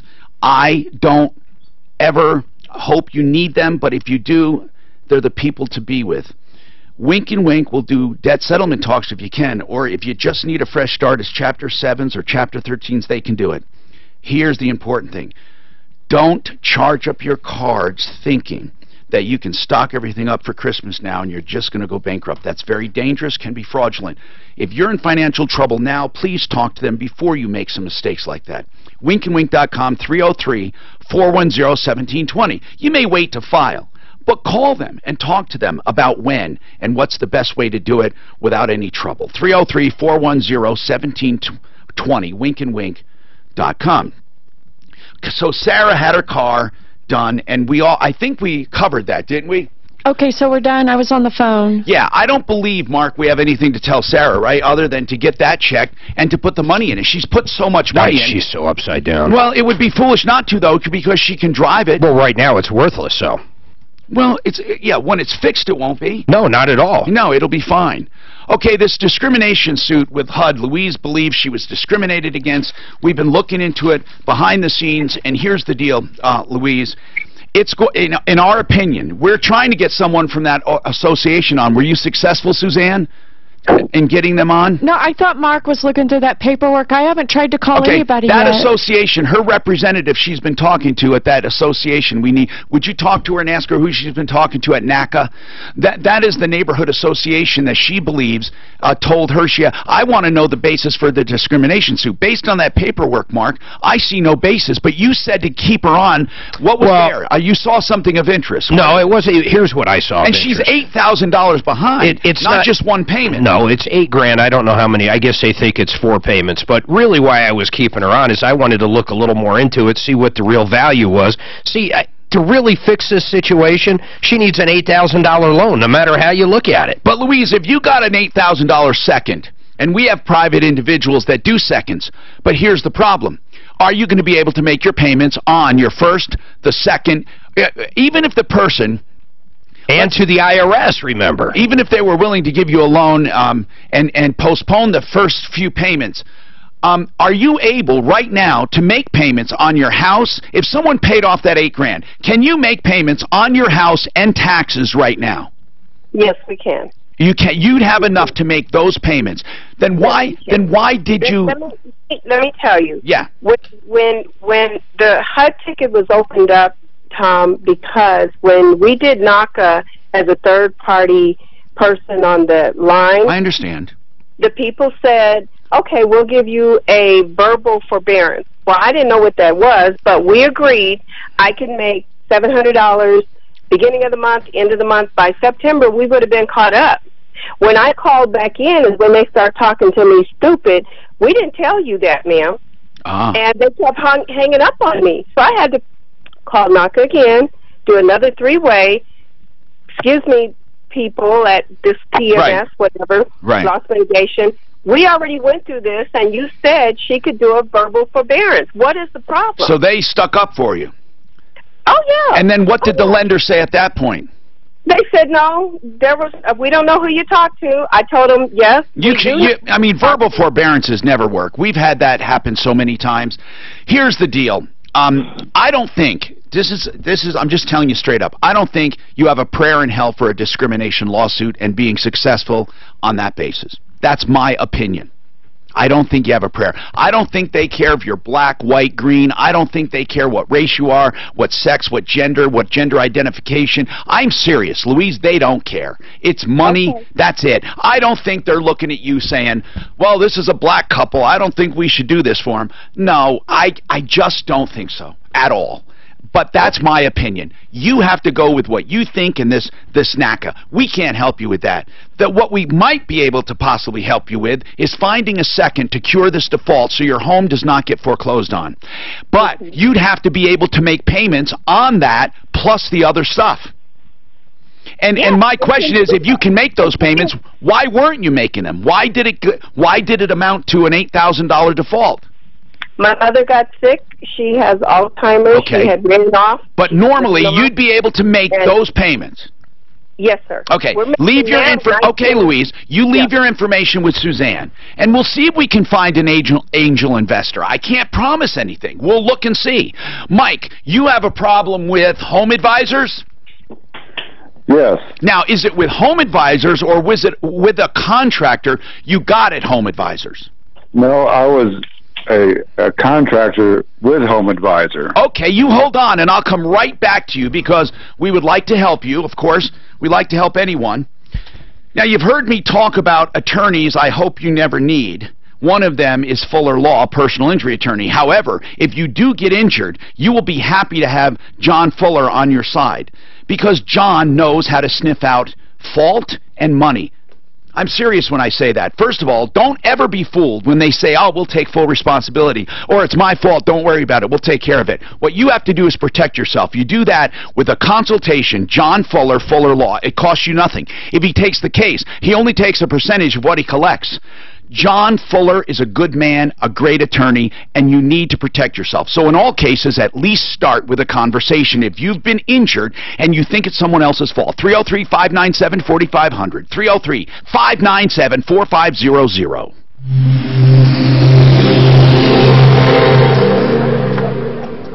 Okay. That's weird. I know. Yeah, but what's the trigger? You really got to figure that out. I haven't had Coke today. What's wrong? I'm starting to have How that about feeling. caffeine? That weird. What? The weird what? You know that weird stomach thing I get once in a while up here? Oh, you're getting that? Yeah. So when was the last one? 3 weeks? No, last week. Oh, I know it was. Was it last week? Yeah, but prior to that, it'd been a long time. Okay, what did I do? Yeah, that's what I keep thinking. What's different? Did you work out tough yesterday or something? It's a good question. Saturday. No, it's Tuesday. How much? Use the head. How much time do I have? Here's what happens, Mark. It starts with. It just starts with this like almost gas feeling.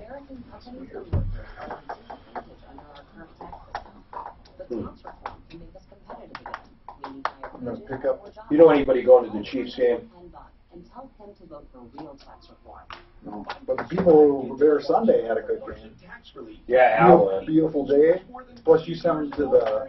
That's what I was saying to the Chiefs game. I can send anybody that I don't know anybody going to the Chiefs game. I just seen watching on TV. Oh, God, me too. That's why I gave those tickets away. I've been there, done that. It's just, it's a day. Even if you're here, it's a day. It's a day, and especially in the winter. Oh man, it's ice cold too up there. Yeah. Last time I went, the seats were way high, and then on top of that, it was snowing, and then on top of that, the sun wasn't hitting the freaking area we were in. So you were on the south side? The west side, weren't you? I would be on the west side facing Kansas. No, it does. It gets cold because that sun. I went. I saw Obama there, man. Really? Yep. I went to the Democratic convention. It took us. We waited in line for hours. I mean, hours and hours. 3 different checkpoints. We had actual passes on the floor or on the field. The fire marshal came in right as we got in and said it was too many people on the field, so we literally had no place to go. So we ended up like, you could not get any higher in the stadium. South stands, we were the absolute top row, and right above us was a catwalk where they had all these snipers up there. I mean, it was horrible. It was horrible. We thought we were going to be right there, right in the front. Shaking hands with them? And we got What are you talking about? What are you talking about? When Obama had the Democratic National Convention here, we were there. Obama fan. We had 4. Wait, you went there? I went there. Yep. I mean, but I was there for.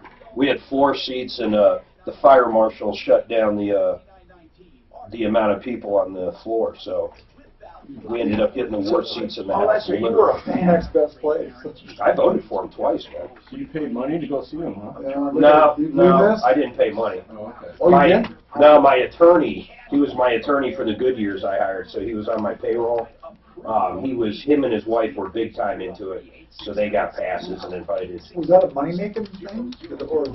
You would pay for credentials. Okay. I don't know. Well, I think if you were big time in it as it was going, they give you passes. I don't think you literally buy them then. But I don't know how it works, honestly. But it was kind of a neat thing to see. Yeah, it was, actually. I'm glad I went. Although the seat sucks, so I'd never go again. Would you go to a Trump rally, too? An actual Trump rally. Just to say you've been? You know, pre-election, yes, I would have. Now that he's president, I don't see the purpose in it. Maybe before the next election I would, but these ones that he does like right now, I just, no. Plus, they look like a pain in the ass, man. I hate crowds. The crowds look unbelievably huge, and it looks like it's really a bitch to get in. They show those lines going 10 blocks away when people are walking in. And if it was an outdoor one, hell no. But it has nothing to do with, because I don't like Trump, as you know. No, I know. What I'm saying, I just hate crowds. I don't care if you... Would you go to a Trump rally right now? No. He'd go to a Hillary rally. No.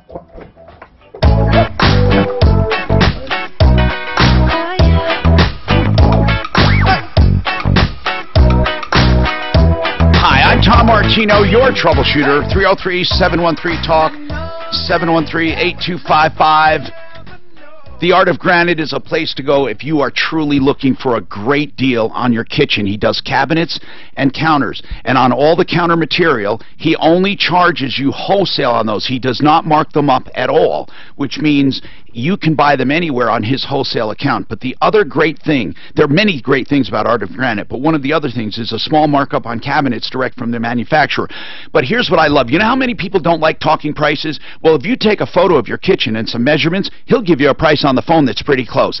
That's right, he cuts right through it. So many people, they need to meet with you and go through all of this problem because they want to try to talk you into a higher price. He knows his prices are so great, he's going to give it to you on the phone. Now, of course, to get the exact price, you then have to go to a showroom in Golden and pick out specifics. But the end price doesn't differ much from the one he gives you on the phone. Mark and Suzanne know that personally. They've used him. artofgranite.net. And here's the deal. He serves the entire metro community as well as the mountain community 7 days a week. 303-386-5919. 303-386-5919. Whatever you do in the kitchen, he does in the bathroom free. And then he hauls away and cleans up everything free of charge. artofgranite.net. All right, so we have a problem. Mike is a contractor, he says, with Home Advisors. Our guest here today, Robert, who's a home inspector with Pinnacle Inspections. Robert, did you try Home Advisors as well? You tried them, right? Yeah, I tried it for a little while and found that well, when people called or you get notification that there was a inspection, they sell that lead 3 times, right? They do, and so it's a race to get to the phone in time, and then it's a race to the bottom as far as the pricing goes for the actual price of the job. But doesn't that benefit the consumer? It does. I don't think the model is completely flawed. Not if you got the cheapest guy that's not a good home inspector getting it every time. Here's my only problem with that model is when you sell it 3 times and they don't know who they're sending you. I don't care what they say. They don't know who they're sending you. They do a very basic check just to make sure you're in business. What check did they do on you? Just about that. You give them a social security number, and I guess that was it. So here's the deal. That's the problem I have, and many of the problems, Mark, we have with people putting money down and leaving came from there or from Angie's List. So what is your problem, by the way, Mike? Yes, well, when I signed up with them, you know, I was led to believe that I'd be billed for leads that I accept. Well, right, and you can turn that on or off, I think, at will, right? Yes, only for like about 2 or 3 days. You know, 'cause I had done that, you know, and anyways, what happened is it got to the point where most of the leads I would call in either wouldn't return a call or I couldn't get through to them. So right around about 9:18, I called in to the guy that handled my case, who signed me up. Sure. So I said, look, this is costing me more than what I'm making. I've only got 2 jobs out of the 15 leads you sent me. I'm pulling the plug. I'm canceling. Well, you could just turn off it. You can just suspend it as well, right? Yes, but only for like 3 days. Oh, I see. Yeah. You can do vacation or something like that, but I experienced the same issue where you have almost false leads. At a few points, I would actually call. Yeah, and I don't think they're doing it on purpose, but what I mean is you have people who aren't maybe serious. Right. Okay. And then what happens, Mike? Okay, well, like I said, I called him in. I called him twice. Said, look, I'm canceling. I'm pulling the plug. It's cost me more. And never got a return call. Why don't you just challenge it on your credit card? Really? Because they're not even going to fight it. I don't think they'll even fight it. Okay, well, what I did is it was through my debit card. Oh. I canceled my debit card. Uh-huh. And like I said, after I called in and canceled, they kept sending me, they just started flooding in after that. You mean even more? Yeah, even more. Wow. And when I finally got through to customer service, because once they couldn't bill me anymore, they called me. Sure. Yeah, and I finally got through to them after about 3 or 4 tries. Finally got through to them and told them, said, look, I canceled it on this date, and long story short, they came up and said, well, that doesn't matter because our bill seems to be legitimate.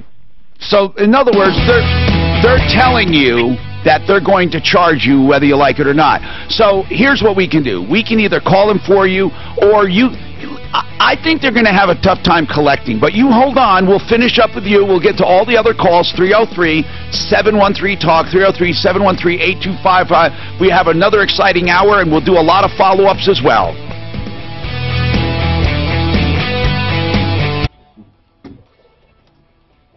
You got screwed. That's a race to the bottom. No, it's hard. No, I can see where it is. And what it is people, when you go on their site, this is what I figured out, you go on their site and you fill out, or I want a home inspector. So you click on that, you fill out, when you sign up, you show me your zip code. And when do you want this and that? So it takes, give us, if they give any information at all, like their email or phone number, then okay, that qualifies them to send out a lead, and then boom, send it out to at least 3 different chumps like me, and there it is. No, it's hard. Yeah. And then if you don't dial it up right away, you don't even have a chance to look at the address or what the house is or anything like that. And then oh God, it's frustrating. I know what he's going through, but I just don't pay him. Yeah, it used to be a couple of years ago. Tournament press. You used Home Advisor for what? That's handyman stuff, basically. I think it's the drywall stuff. Yeah. Is the labor market tight in Colorado Springs? Yeah, it is, actually. It was really bad up here. Yeah. Really bad up here. It's experiencing similar issues. You got to wait for contractors to get to their projects, unless you've got an established relationship with them. Sure, they can get in there, but. Not here, it's crazy. I mean, you get it all the time, oh, they're a week late. Well, that's all your problem. You got they're a week late. Yeah, you're doing well. You're doing good. And I understand the real estate market is so crazy up here. They have walk-along inspectors, so the buyer can walk with their inspector while they're actually viewing the property. And, it's just crazy. Well, isn't that normal? Or you said that they can't walk with the inspector? No, when they're just viewing the house, the agent's showing them the house, they'll bring their inspector with them. Oh, your car bar? They make an offer. I see. Yeah, schedule me with that back. So they've got this guy, come on, we're going to look at houses today. That was quick, man. I reported it Friday. Here it is. if I was, do you realize the delivery service is going on every day for a place, and where that card went to get here? Well, first they have if to I ship create something, it. I think if I ship something to you out there, it goes to Tennessee, doesn't it, or something? Aren't there like weird routes that they take? Because I'd say, If it's here, that's FedEx, so probably not. U.S. mail, probably. But there's certain. FedEx would go through Memphis. You're already in the Yeah, they're almost guaranteed. You already. Wow. Do I want to fix this? I think almost everything in the States has to go. So you're saying if he sent me something from here to Franktown, it would go through Tennessee? I'll bet locally it wouldn't, but I bet you anything other than Anything outside? So if I send it to New Jersey, it would go through there. Is that where their big sorting facility is? I'll bet you if you sent something from Cheyenne, if you get something that's, that might, maybe not. Maybe they just truck it. do you ever get people prices? Yeah, I bet you. I used to. One of I've you got states on my like it's software gonna be- reporting like guesstimates. They think that's Really? Yeah, and I like that. I could, fill in. Mark, you said you had a things reference from for there. And of course, you put in there, don't hold me accountable, this is what Anywhere from 10 to do you have 40%, that? discrepancy in the pricing. But What's your email? at least it's a ballpark. it's something to look at. Yeah. Or you could That's just scares G the shit Hansen, out of me. H-A-N-S-O-N. So. I can see where it would, but boy, if I was the buyer and stuff, or it might be. I think it's a good idea if you're comfortable sending out the numbers, and it's just another resource for the buyer to use. You're doing the whole basement? I need to add. We talked about that. Yeah. And not many people want. Probably not right now, but Well, that's the thing. Well, buyers don't mind it so much. Get at least two. Call Genesis and then call this guy. But the realtor shouldn't, or of course, realtor always says, "Oh, man, that's not going to be very much." They can say that. Yeah. But Well, they're always. I had an attorney fill out a, to begin with. my contract, the online contract, Tom. Reasonable for them to. So before I call these guys, I always check out their website. They said something I've never seen an attorney say on a website. We are not only Denver's leading attorneys, and there's like, 10 different things they do. They claim to be the cheapest. I've never heard of that before. It's a personal injury. No, it's pretty much everything but. It's bankruptcy, it's business to business, it's everything but. On the other side, or what I But I found that, How do they put it? I don't know, I gotta look at it again, but they made it very clear that they're the cheapest. Maybe Marty's right. Which, if that's true, You think I can make it from here? maybe, not all of them. 1 out of 2 ain't bad. 50-50. This is never ending. You gotta admit I'm being robbed. Okay, now, let me try this with prayer. Ha! Thank you, God. I didn't pray that night. You sinner. You didn't even put a hand around. Okay, how many times in your life have you said, okay, if I make this, that means this will happen. If I miss it, that's not going to happen. And then you miss it, and then you just kind of reinvent it in your mind to do it again. Am I the only one that's gone down this road?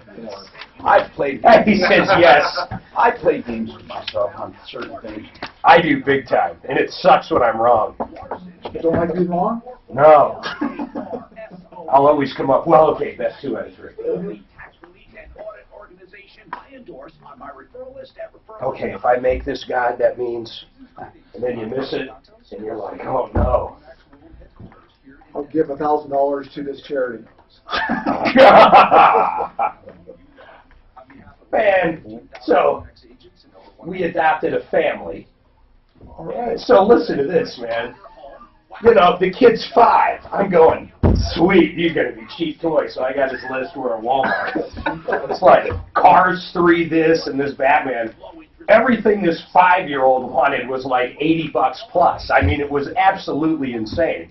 So we ended up dropping like $200 on a 5-year-old, which when my kids were 5, all together it wouldn't have been close to that. But the Batman stands this tall, and then the Cars 3 racetrack. So then, but hold on, then it gets worse. I say worse, I mean, it is what it is. So then we adopted an elderly woman, too. So she's 85, and I'm thinking, what would an 85-year-old woman want? A very specific thing, an ice maker for her room.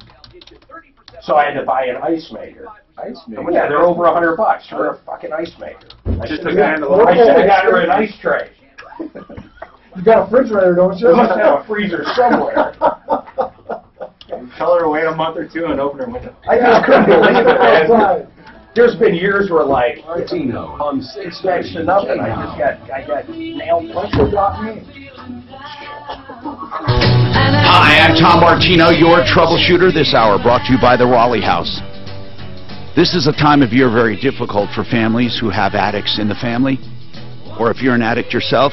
There are so many emotional triggers, sentimental triggers, drinking, drugs, whatever it is. The Raleigh House knows how difficult it is to approach an addict. So we've coupled with them to do a special phone line that you can call, and they will answer any question you have. It's really that simple. You know, people don't really want to call and sign up, or they don't want to volunteer their brother or sister. They don't even know how to approach them. So this number is for everyone if you just have a question. What is an addiction? How do I know I have one or they have one? I noticed they're doing this. What about drinking? What about drugs? What about prescription? I mean, he has a prescription from a doctor. He can't be an addict, right? What about the cost? How long does it take? Do you take credit cards? Really? What about insurance? Anything you want to ask at all about addiction. That's what I love about the Raleigh House. They will address it. Listen, it's not a high-pressure sales job. It's a true informational number. They can tell you how to approach the person in your life depending on your circumstances. A roommate, a brother, a sister, a spouse. Here it is, 720-893-5559. I suggest you call immediately because they can answer anything. Now, here's the deal. You want to wait, it's never going to get better. People always think, maybe, he'll mature, or maybe I'll talk to him, in a week or in a month or in a year. The thing with addiction, it gets worse. It never gets better and will never, ever get cured without help, ever. 720-893-5559. 720-893-5559. It's the Raleigh House, a treatment addiction center, a treatment center here, right in the metro area. They have several locations. The RaleighHouse.com. RaleighHouse.com. It's the RaleighHouse.com. Okay, Mike is a contractor. He turned this off with Home Advisors, and he kept getting billed. He said they wouldn't cancel him. I don't know what the cancellation provisions are, by the way, Mike. They may say you didn't cancel. You were really upset, and here's the deal. They still billed you, and they said they sent you leads. So you closed your debit card. How much are they trying to collect from you right now? $828. Now, does it go up every day? Are they still doing it? No, they sent me a notice in the mail. It says final notice. And I think we should call over there. I think we have Daphne call over there and see how it works and see if we can't get this guy a refund. Right. That's what I think. Because you did cancel, and you said you canceled, and they didn't cancel you. I don't understand why they're giving you a hard time like this, really, truly. I don't either. If you did cancel. Yeah. Now if you just left it there and they sent leads, whether or not you used those leads is not their fault. You were on their system, and you should pay. And if they have something that says you have to email them the cancellation or write it, or it has to be after a certain amount of time? Yeah, I don't know. Do they have you on a technicality? What is the cancellation procedure? Is there one? Is there a number you can call? How do you cancel? That I'm not sure of. Like I said, I just called the guy that I've been dealing with who had signed me up. I can't stand places that make it difficult to cancel when it comes to procedure. For example, Adobe, those services you can only get by subscription. And there's nowhere online to cancel. You have to call them. And then you call, you can't talk to anyone. It takes a long time. You have to stay on hold. It makes it so difficult to cancel. Well, it says right here on Home Advisor. The question is, how do I cancel? The answer is contact us by phone, and the phone number is right there. Yeah, so that's what they said. So, Mike, you did exactly what they said. You called them. Yes, I called the guy And what proof do you have? And what is he just denying that you canceled? No, I never got a call back from him. And when I called, why did you have to leave a message? Yes. Did you leave a message saying I want to cancel? Yes, I did. I would bet. To me, that's canceling. I would bet they get rid of this. Okay, let's find out. We're going to put somebody on it. Hey, Tom. Mike, is he there?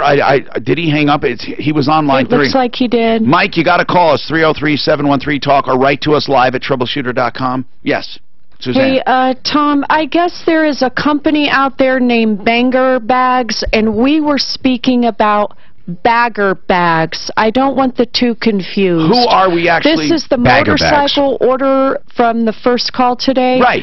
That is bagger bags, right. Not to be confused with Banger Bags. Why, did somebody call us from Banger? Yes, the owner of Banger Bags was nervous. We were talking about her, and then I got an email about it. Okay.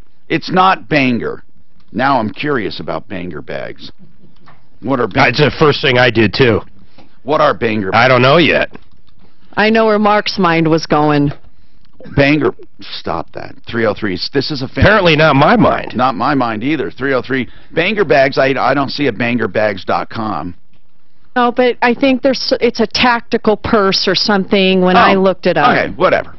Fine. We're gonna go 303-713-TALK, and I'm going to take people in the order they've called in here, and we have Patrick. Hey, Patrick, what's happening? How's it going, Tom? I'm doing good, thank you. Congratulations on being the oldest guy on the radio. I didn't exactly put it that way. So anyway, what's going on with you? Hey, just real quick, I want to give kudos to 2 of your guys on the referral list that I used last week. Oh, cool. Who are they? The mobile tire guy. I forgot his name. Isn't he cool? He's unbelievable. He's awesome. He's awesome. I got to say this real quick. You go to TireRack.com. You get the best price on any tires anywhere in the world. Then this guy comes out and installs them, balances them, does everything on site. He picks cheaper than you could go anywhere and drop your car off for the day. You never have to drop your car, but he goes and picks up the tires too. Yeah, they'll do that. They can ship them right to the customer, ship them to him. There's a million ways to do it. And what is he called? Mark, how do people get in touch? Oh, man, let's pull his number up and get it up. Anyway, Patrick, go ahead. And who else? Well, anyways, he's such a hard-working guy. Yes, I love him. I support him completely. And then the other one is Lakewood Auto Electrical. They figured out he's a genius. In my car that was affecting my transmission, and we thought it was the transmission, and it ended up just being a ground. What was the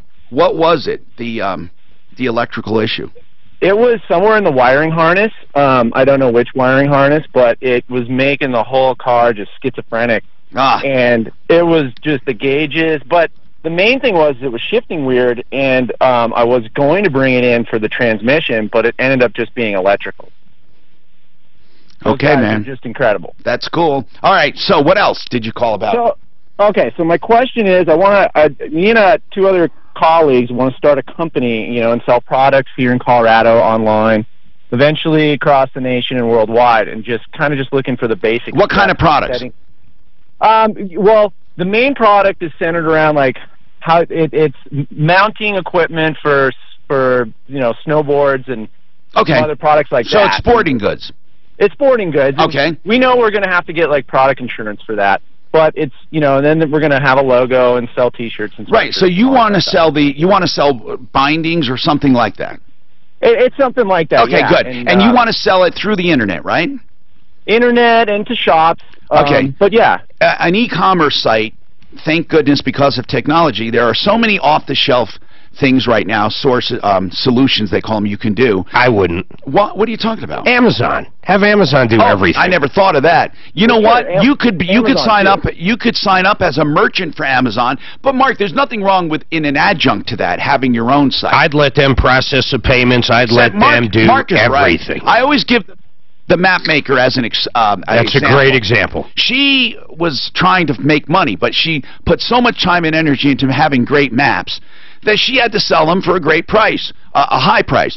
But because Amazon took the back end away from her, advertising, fulfillment, everything, all she does is get orders and fills them. She can have the best maps at the low price. But beyond that, it's the actual more people go to Amazon than pretty much anywhere. So therefore, your traffic, which is the biggest part of an e-commerce site, is handled. People go there, as long as you're selling what they're searching, they find you.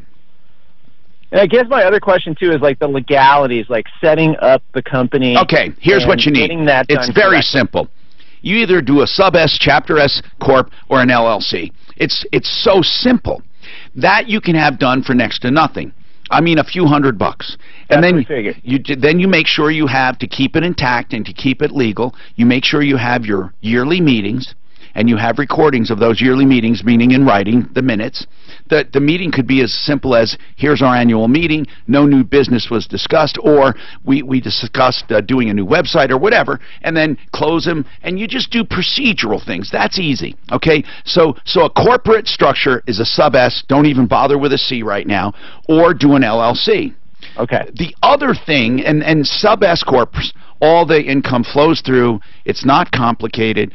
You don't have to worry about corporate taxes. Everything's individual. So you take all your deductions through the company and net out the rest. That's going to be easy. So you can get an attorney very easily to set all that up, or you can do it online. You can even do it online. Then I suggest, no matter how good you are with numbers, that you have an accountant. Like you don't even need to spend a lot of money. But for example, Atlas is great. They Accounting for Success, we used to call them, and then they merged with all the other companies owned by the same guy, and they call themselves Atlas. And they're on our referral list. And what they do is they will help you stay legal. So if you want payroll, you may ask, how much should be payroll, how much should be dividends?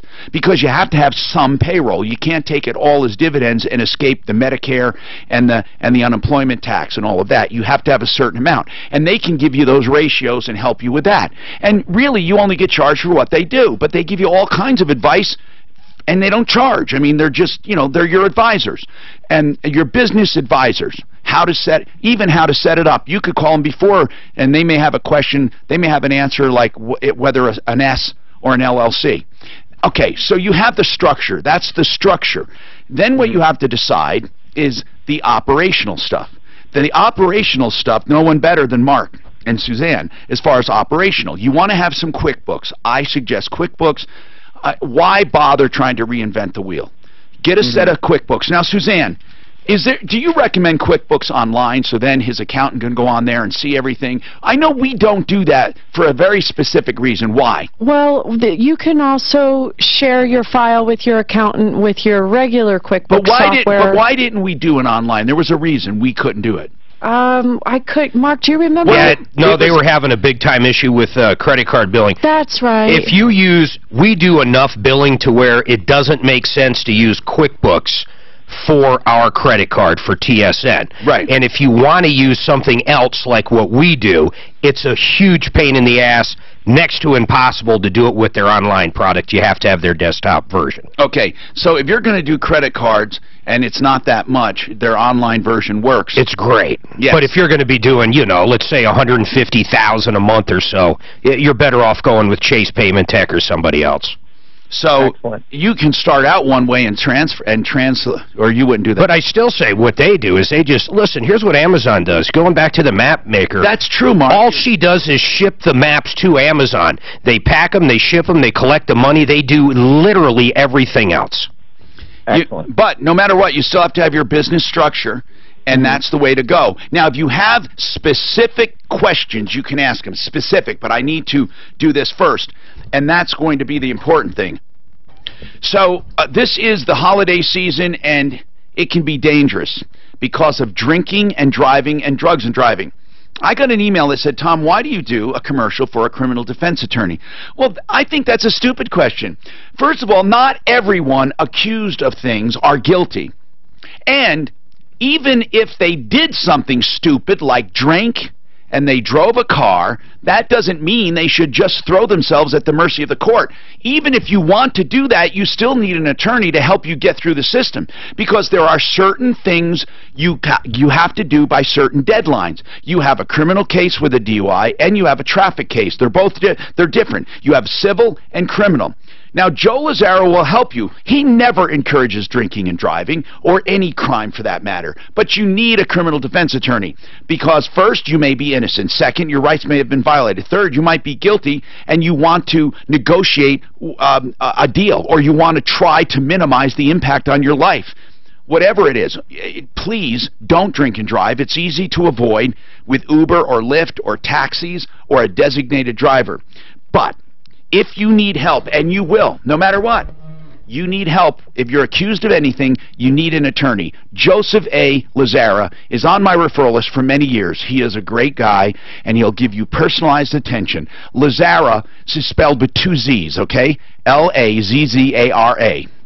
LazzaraLegal.com, or look them up on my referral list at referrallist.com, or call 303-429-6200, 303-429-6200.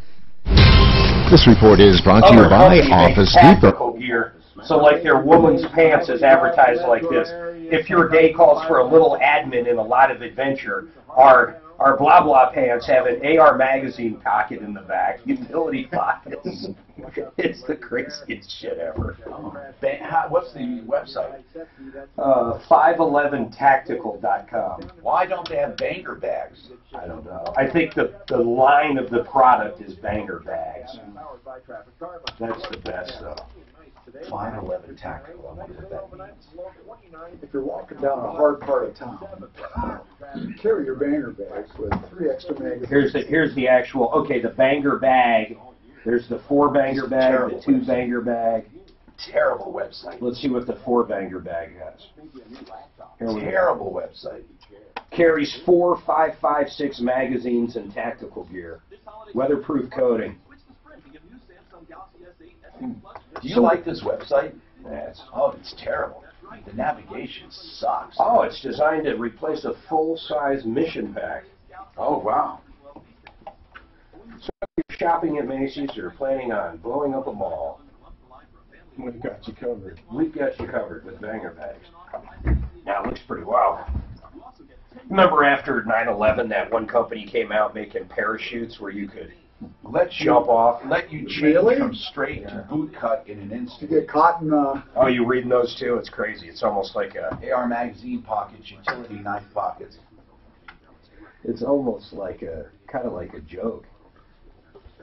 I imagine there are women that want this. Yeah?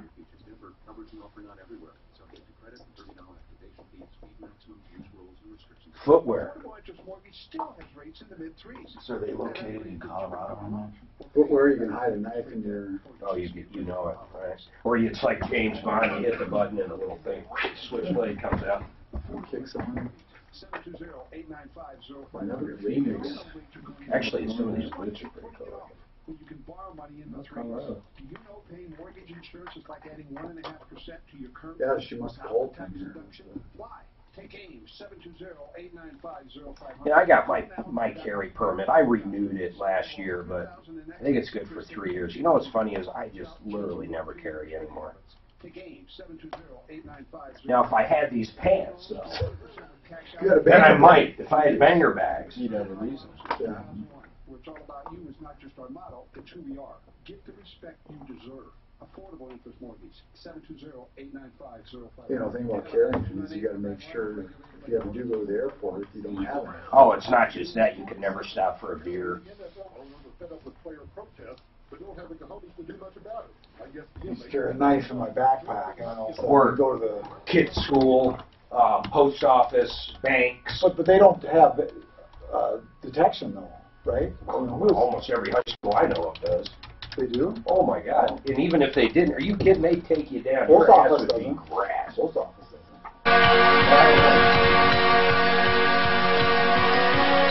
Genesis Total Exteriors, if you're doing any home improvements and you want to wait for those who are honest and good because they're busy, and you know the guys who can get out there right now aren't always the best guys for you, and Mark has proven himself.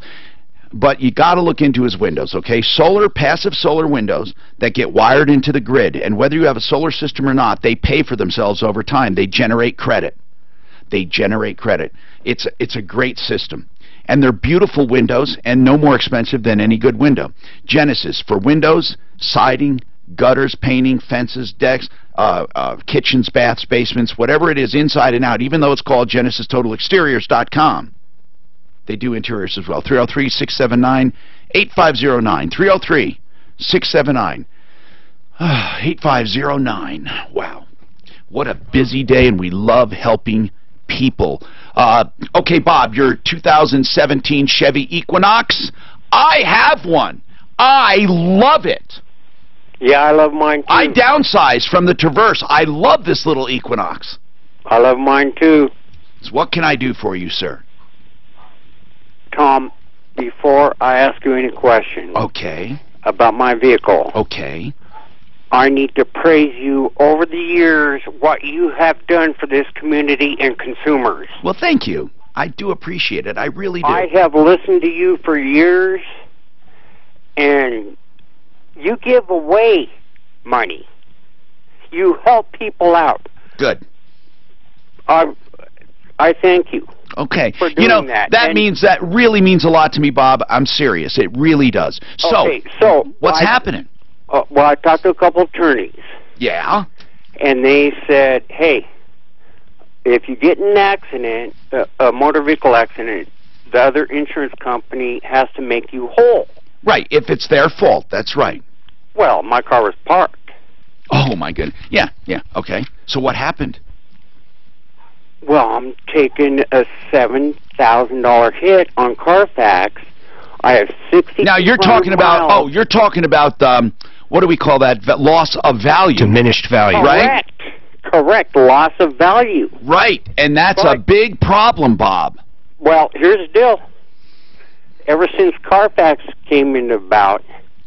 But they're not the ones at fault. No, the person that hit my vehicle is in fault. Right. But I'm still taking hit because... How much damage, by the way, Bob? Well, it's only... I took it over to MedVed. How much? Well, $1,500 on what it could see. That's all? And so, and you think, hold on, how do you know it's going to be like a $7,000 hit for value? Because that's what MedVed told me. On Carfax. Now... Well, they don't value cars. But they take them in on trade. They'd value No. Carfax doesn't. Oh, no. Oh, yeah, Carfax values vehicles. I don't think they do. Do they have a price? Yeah. Wait a minute. When you get a Carfax on a car, they put a suggested value? Yes. No, they don't. Yes, they do. What? Tom, how come you haven't... Bob, I've had a Carfax, but maybe not... No, I haven't had one recently. Really, you mean to tell me on your Carfax it has a suggested price? Any vehicle on Carfax. Especially if they've had damage done to actually, it's funny, I went to Carfax.com, and sure enough, they have a like a value thing now. Get my free Carfax value. Okay, now... I've never heard of it. Yeah, that's new. Well, I talked to a bunch of attorneys, and this is, Tom... Actually, hold on a second. It is interesting. So here's the idea they give. This is great. If you did regular oil changes, it's worth this much. But to his point, there's one that says 2012 Toyota Corolla, no accidents, with accidents, and there's about $1,000 difference. Oh, well, my 17 is $7,000. Yeah, no. I'm just getting the point across. They actually are doing all this. Okay. Yes, that's my point. Anyway, that's so point, what do you need help with? Colorado state law says if you are in an accident, you should be made whole. Am I correct? Yeah, but hold on. There's no law that actually says that. It's called common law, which means that it's been decided in the courts previously. It's a court precedent, but yes, it is kind of law, yes. Yes, it's a legal theory that works, yes, that you need to be made whole. But Bob... So it's a theory, not a law? No, it's called common law, Bob. There are two kinds of laws. There is a law, well, actually there's three. There's a law that's written by legislators that actually sit down and say, this is this and this is that. But because it's impossible to encounter every situation, there's something called common law, when a judge makes a ruling and it's withheld by the upper courts or not challenged, it becomes common law. It's a court precedent that's quoted in the future, so the new judge doesn't have to take time to consider it. And the court precedent is considered law if it's held up enough times. But it's not written anywhere as a statute. You can't quote that. And then the other kind of law is judicial. Is kind of when you have a jury, and it's kind of like a common law, but they actually they negate laws, and they change the meaning of a law or give us a curveball to a law in self-defense or in other kinds of cases. So here's the deal. Bottom line is, Bob, you don't have to keep making the point. Yes, you're supposed to be made whole. That is a legal philosophy that has been upheld many, many, many times. You have to be made whole. Okay? So you made your point. So now where do we go from there? You tell me. That's what well, okay. You can sue for diminished value. In some states you can. It's outlawed. So you can sue the driver of the other car for diminished value. What's that? What about Colorado? I don't know. It's not outlawed as of the last time I checked. Diminished value lawsuits. You can sue for diminished value. Do I have to have an attorney, or is it small claims? Or actually, if you're at 7,000, you're in you can do small claims. Except, I don't know if they would accept it as an actual loss since it wasn't realized yet. See, the law... there's something else here, though. Hold on. It is realized. Here's the other thing. It's not actually... Look on Carfax. I know, Bob, but it's not realized until you sell the car. Honest to God, it's not. Because if you keep the car long enough and something else happens, it would not be a loss. But there are things that can change that. What were you... it already ran through insurance. I was going to say, if he didn't contact any insurance companies... Yes. Because it was only $1,500. He could have it worked on. Like, if I brought my car up and paid cash to Michael's Auto Body, they don't report to Carfax. No, it's the insurance companies report. Yeah, but then he has to... But when he trades it in, he'd have to tell them if they ask. Tom. Yeah. I talked to Arvada PD. Carfax goes through their records all the time. Okay, it doesn't matter, Bob. I am with you. You do have a diminished value claim. You don't have to make that case with me. You have a claim, and you can sue for it. You absolutely can. But you have to, at Carfax, you need more than just Carfax to tell you what you lost. You also need some dealers to do that as well, okay? And then you get your evidence, and you use that in court. Well, Medved said... They have to show you where cars... what they would pay you less, and use that. Use their quote. I have to take this break, Bob. If you have a specific question, I'd love to talk to you, but you have it. You have a claim. Don't you think, Mark? I think he'd win. Oh, easily, long as he's in the ballpark. I don't know about $7,000, but whatever it is. Whatever it turns out to be is a true loss. Again... it's hard with small claims court because they may want it to be realized. Other courts, no, it doesn't have to be. But in small claims court, you can only sue for an actual money. Well, you are suing for money, but the judge may interpret it as it's not money, it's more of value, not actual money you expended. So that might be the problem. But so what? Bring it in small claims court. And if the guy moves it to another court, the small claims court rules still apply. So right now, I want to tell you about something that everyone would be happy to know. If they have crooked teeth, they want a beautiful smile, but they've looked into veneers and said, man, what, just for the front teeth, you're looking at $18,000, $20,000. For a whole mouth, $50,000 to $60,000. I can't afford that. You're going to love this because Aurora Orthodontics and TMJ, and I'll tell you why they throw the TMJ in there. It's because Dr. Kent Lawson, who owns Aurora Orthodontics, he has developed over the years this system using mouthpieces that gradually expand your palate. It's remarkable. He has proven that the palate is not fused and can be moved, and it widens your palate and straightens your teeth. Your teeth naturally come into alignment. Then he uses Invisalign braces for the finishing touches. No extractions and no surgeries. And then the whole beautiful thing about it, where the TMJ comes in, since he aligns your jaw naturally and widens your palate, TMJ problems go away, so do sleep apneas. So you have a beautiful smile and a healthy jaw, a healthy mouth, And it takes only 2 years. That's what's wonderful. The new orthodontics, Dr. Kent Lawson, 303-690-0100. Aurora Orthodontics and TMJ, 303-690-0100. From the Fox Business Network, Bitcoin is making... Oh, I don't know. Quick View, probably. Quick View Can, probably. Why? Is it one word, Quick? Do you need it on YouTube? Yeah, I'm trying to find it. That's all on YouTube. I know it's here. I just don't know where. Trading was so heavy that it triggered 2 temporary trading halts. Did you hear that? Bitcoin? Bitcoin, because it went up so much. What happened to it? He really screwed me on that. I did. But we'd all be Millionaires. almost. Fool's gold. What's that?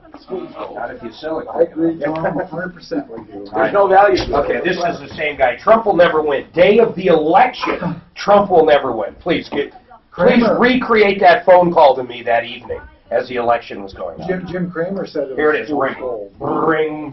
Hello? Hey, Tom, what's going on? Looks like a landslide, Mark.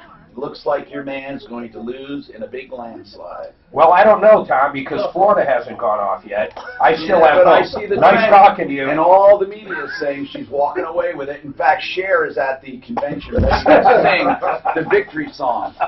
Was she really? Yeah. Oh, she left. She was so pissed. They said Cher left the building. She wasn't even going to sing the loser chant. Hey, how much time do I have, bro? Cher's the one that said... She's going to move to Canada? No, she said, I would stick a pen in my eye before I vote for Find out how you can Republican. make more at teach.org. Make more.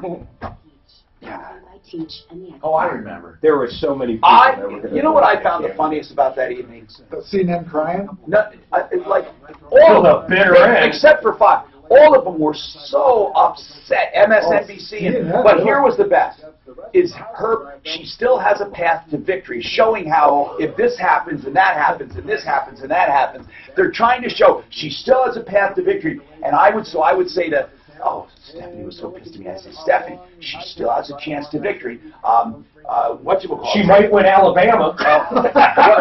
What's the guy's name?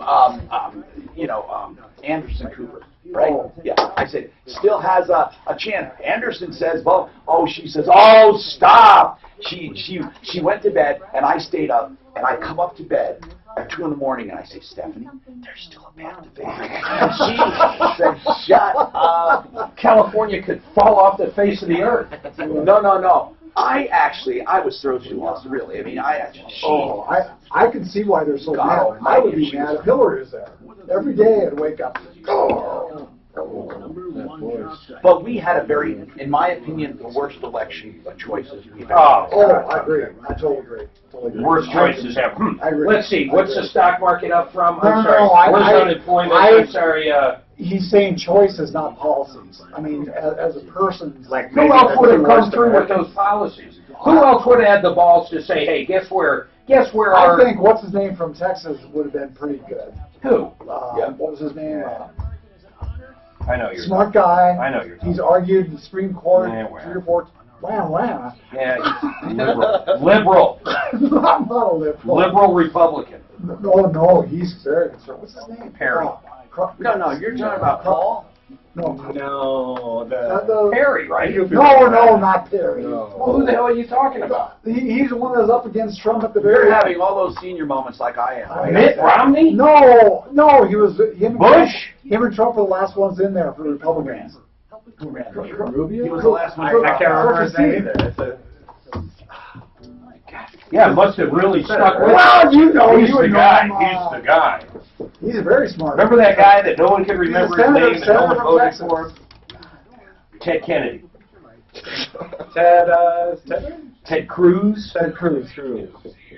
You're not talking about Ted Cruz. You're not talking about Ron Paul. Okay, Ted first of Cruz. all, the biggest problem with Ted Cruz is his dad, you ready for this, is part of the mafia over in that other country we don't like. Cuba?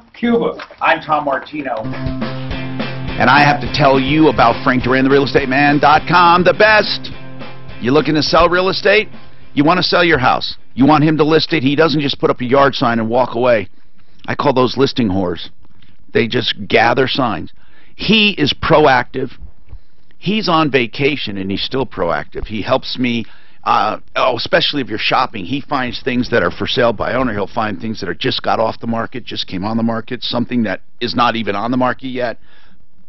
He is just wonderful. That's all I can say. And we get review after review after review. Frank Duran, therealestateman.com. Don't even think about it. Call him. 303-920-1622. 303-920-1622. Frank Duran, therealestateman.com. Okay, we gotta get quick. Rebecca, you're next. Go ahead, Rebecca. What's happening? Oh, hey, Tom. Yes. I appreciate you taking my call. What's going on? I had a situation yesterday. I was at the auto wash, Yes. a car wash in Aurora, Mm-hmm. Havana, and someone actually stole my car. It was coming out of the car wash. Oh, wow. I've often wondered about that, where you sit and wait for them to wipe it down. Yes, I was sitting there waiting. And you saw them get right in and take off? Yeah, and so I see my car coming around the corner. Oh, my God. Someone's in it, and he takes off. Do you think it could be like an innocent mistake? Oh, no, he's gone. So I watched him take off, and I thought, oh, they're just driving my car around to run it through the car wash kept again. going. Because it was so dirty. That's incredible. You're wondering, is there a bailment agreement? Are they responsible? You know what? I've wondered the same thing. I argue no. Well, Really? well, hold on now. It could be. It could not be. It depends. If they create a bailment, they take care and custody and control, yes, they do. For payment, yes, they do. And then it comes out. Does that relinquish at that point? Because you're supposed to be there to pick up your car. Do they have to get a receipt? I have never been asked for a receipt. But it's not just clear cut, they're not responsible. What? Well, you Suzanne? should have Rebecca tell you, I guess this guy sat around, had popcorn, pretended to be a customer for a while. And he watched her. He was waiting for He sat that next to moment. her. Here's what he watched. He watched every owner to see if they were attentive. And she wasn't attentive. She must. What the police are telling me, and the owner of the store, because we... I'm not saying it's your fault. I'm saying that he observed that he could do it with you and not someone else. I get they seem to think because they watched me, or he watched me of move course he did. packages out of the back seat into the trunk. Mm-hmm. Apparently he thought maybe that there was something of value. Nah, he wanted the car. Well, that's what I think. But my question is, we saw the whole You're gonna steal a on car for video. the They have the package. entire incident on video. The guy walks in. Did they find in it? and out. He's eating popcorn. Comes in twice. Did they find him? Excuse me? Did they find him? No. Did they find the car? No, I have not found the car, but I guess my question is, I don't know how much liability is put back on the car wash. What do you care? You have insurance. Well, I guess I care because the problem with my situation is my car is so old that the value is probably going to be very low. You're not going to have, But the value of the car would be much higher would I have sold it because it was a great... No, I understand. What you're saying is, no, it may be not. They will have to give you what you could have sold it for, okay? But here's the deal. You're still going to suffer a loss, and I know what you mean. It doesn't always, even though something's worth a certain amount, it could be worth more to you because you have to replace it. And you may not be able to find one like that, so you have to add money to it you weren't expecting to. We hear it all the time, and I understand it completely. I totally understand. But that doesn't make it... See, here's the problem. You're thinking, well, I don't want to go through insurance because they're only going to give me the value. Well, that's all you're going to get if you sued those other people. If you sued those other people and they were found to be 100% responsible, they wouldn't owe you a penny more than the insurance would pay you. You see, that's where you're aired. Not that you couldn't, it's that it won't do you any good. I don't see any neglect while it was in their care and custody, so if they turn it over to their garage keepers or whoever it is, no, that's the normal string of business. If I give my car, we've argued about this. Even if they're casual, listen. Go ahead.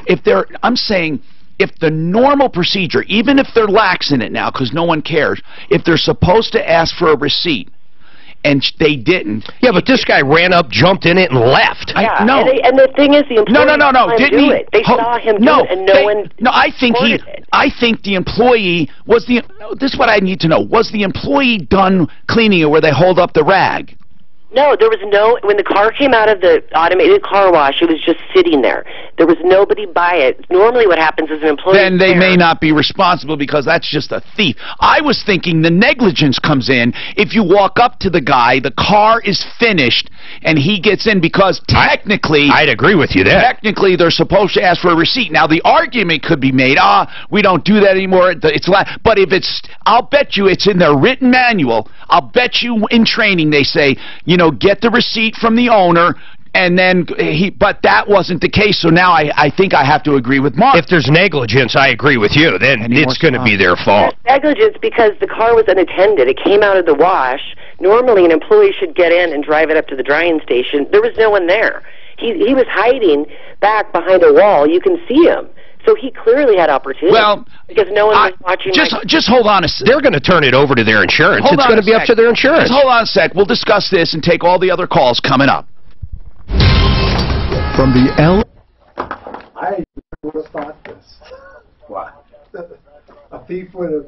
I told you, I had one stolen right out of my bag. Right, but the... Homeless guy ran right into one of my automotive shops. You sure he's homeless? Positive. Literally sat down in the car, put it in reverse, and left with it. I turned it over to insurance, said whatever, cops are out there, everything. Did it have all the tires? My insurance company wouldn't touch it. They said, no way, this is not our issue. There's nothing he did that was negligent. There was nothing. Nothing I could have done to do it. And I use the example of valet. You go valet at Del Frisco's or somewhere, and some guy walks up with a fucking gun and puts it to their head and takes your car. That's not the valet's fault. It's the guy with the gun that took it. He did nothing negligent there. Or at the valet, you just hang around there and start grabbing tickets after he goes and parks the car. Tickets, keys. Well, you might be able to say in that case there was negligence because they left the keys there unlocked. It all comes down to, was there negligence?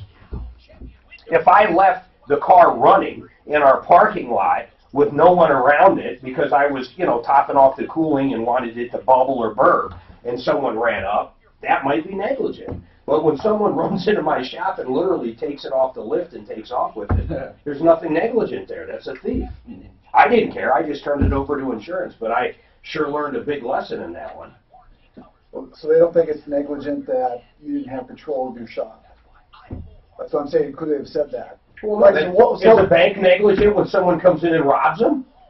They're not negligent, but their insurance company's got to take care of the money that's sold. Well, that's because they have insurance for that. But no, I mean, my insurance garage keepers covers my negligence. So it doesn't cover someone else's. So they wouldn't even pay the deductible. Well, it's like criminal activity is the line. Well, that's just it. If it's criminal well, yeah, but you can still be negligent.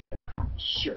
Like if I leave the keys on top of the car in the middle of the night, even if a cop or even if a criminal comes and steals a car, I was negligent. You would expect that I would lock your car up and put the keys away. God, you'd be surprised how many people think just because it's out of place, they're responsible. Oh, it's insane. Well, even with, how many people say with hail? It was at this place, they were outside. Oh, that's another big one, yeah. That's another big one. So let's say you bring it to one of my Goodyears to get an oil change done. And I bring it in, I do the oil change, I park it back in the parking lot, I'm waiting for you to pick it up, hailstorm comes through, you think it's my fault it hailed all of a sudden. It's your fault. Exactly. And let me tell you, I've had that argument. And then once again, I call up my garage keepers and they go, what are you, fucking crazy? What do you want to insure, every vehicle in the world? This guy, I can tell he's big trouble. Hey, while you were inspecting my house, somebody broke in. Oh, you're responsible. We had a guy go in the house. She had money taped to her furnace. Oh, this was so BS. Oh, 2 weeks later, she finds that it was gone. think I heard this. Yeah, you probably did. Don't you love that? Well, why didn't you move the more money? than 2 weeks. I forgot. It was probably a couple months. It was months. You know, meanwhile, there was the last 1,000 people in the home. Hello, I'm Tom Martino, your troubleshooter. 303-713-TALK, 303-713-8255. What's on your mind? Let's help you. Now, Rebecca, I think that you're just going to have to go through your insurance. And first of all, I just want to tell you something. If you sue the car wash, you don't get attorney's fees. So I don't know what you hope to recover. Unless there were punitive damages, it would not be worth bringing a lawsuit, because the most your car's worth is what it's worth, and they don't give you legal fees. Correct, but I guess what I'm wondering is if they're responsible for, so I had to have my house rekeyed last night because he has my keys. Only if they're responsible for the original problem. Okay. Well, if they're responsible for the original problem, they would be responsible for everything else. Yes, they would, but that's a big if. And you'd have, unless they do it voluntarily, you'd have to be the one to bring the lawsuit. And they're just not going to do it. I cannot see them doing it. And I'm not really sure what the difference would be anyhow. If her insurance company pays or if theirs does, I don't think you're going to get much more money. Well, and I'm not looking to sue them. I just wondered. No, I know you're not. Are they liable? Because not only do I had to rekey my house. But if I said yes, then what? Well, then I'd know kind of what direction to go. If I leave it alone or ask them if they'll pay for it. Well, what direction? You can still ask them. Yeah, I'd ask them to pay for it. Ask them to turn it over to their insurance company. And that's probably what I'll do. I just wasn't sure if, if they have any liability outside of, this happening. If there was negligence, there could be that liability. Right. If there was no if what you're saying is correct, your car sat at the end with the keys in it way longer than it usually would, and they were negligent, you may have a very good argument. Well, I thought that's the whole point of the garage keeper's insurance for stuff like this, because from what I'm reading... The garage keeper's insurance is for negligence. Just because they have it doesn't mean you a criminal that runs up, okay, how about if you're a valet and you take my car and a criminal runs up when you're getting out of it, puts a gun to your head and takes my car. Is it the valet's problem? Right. Is it? Well, this didn't happen that way. No, you're right. Left. You're right. Here, let's go through the scenario. And he also was talking to employees. Tell me this. Hold on. Let's walk through this. How could they have prevented it? If someone was there, like they should need to get in the car and drive it to the No, it's not as it should be. There's not one. They pull cars out all the time and leave them there all the time. Every car wash everywhere. Not each car does not have a person standing by it. I know you'd like to rewrite history, but not. I've looked at. I've been to car washes thousands of times. There's not one time I've seen every single car with a person next to it. Never. Never have I seen that. They come out, the car comes out, they pull it up, they run and get the next one.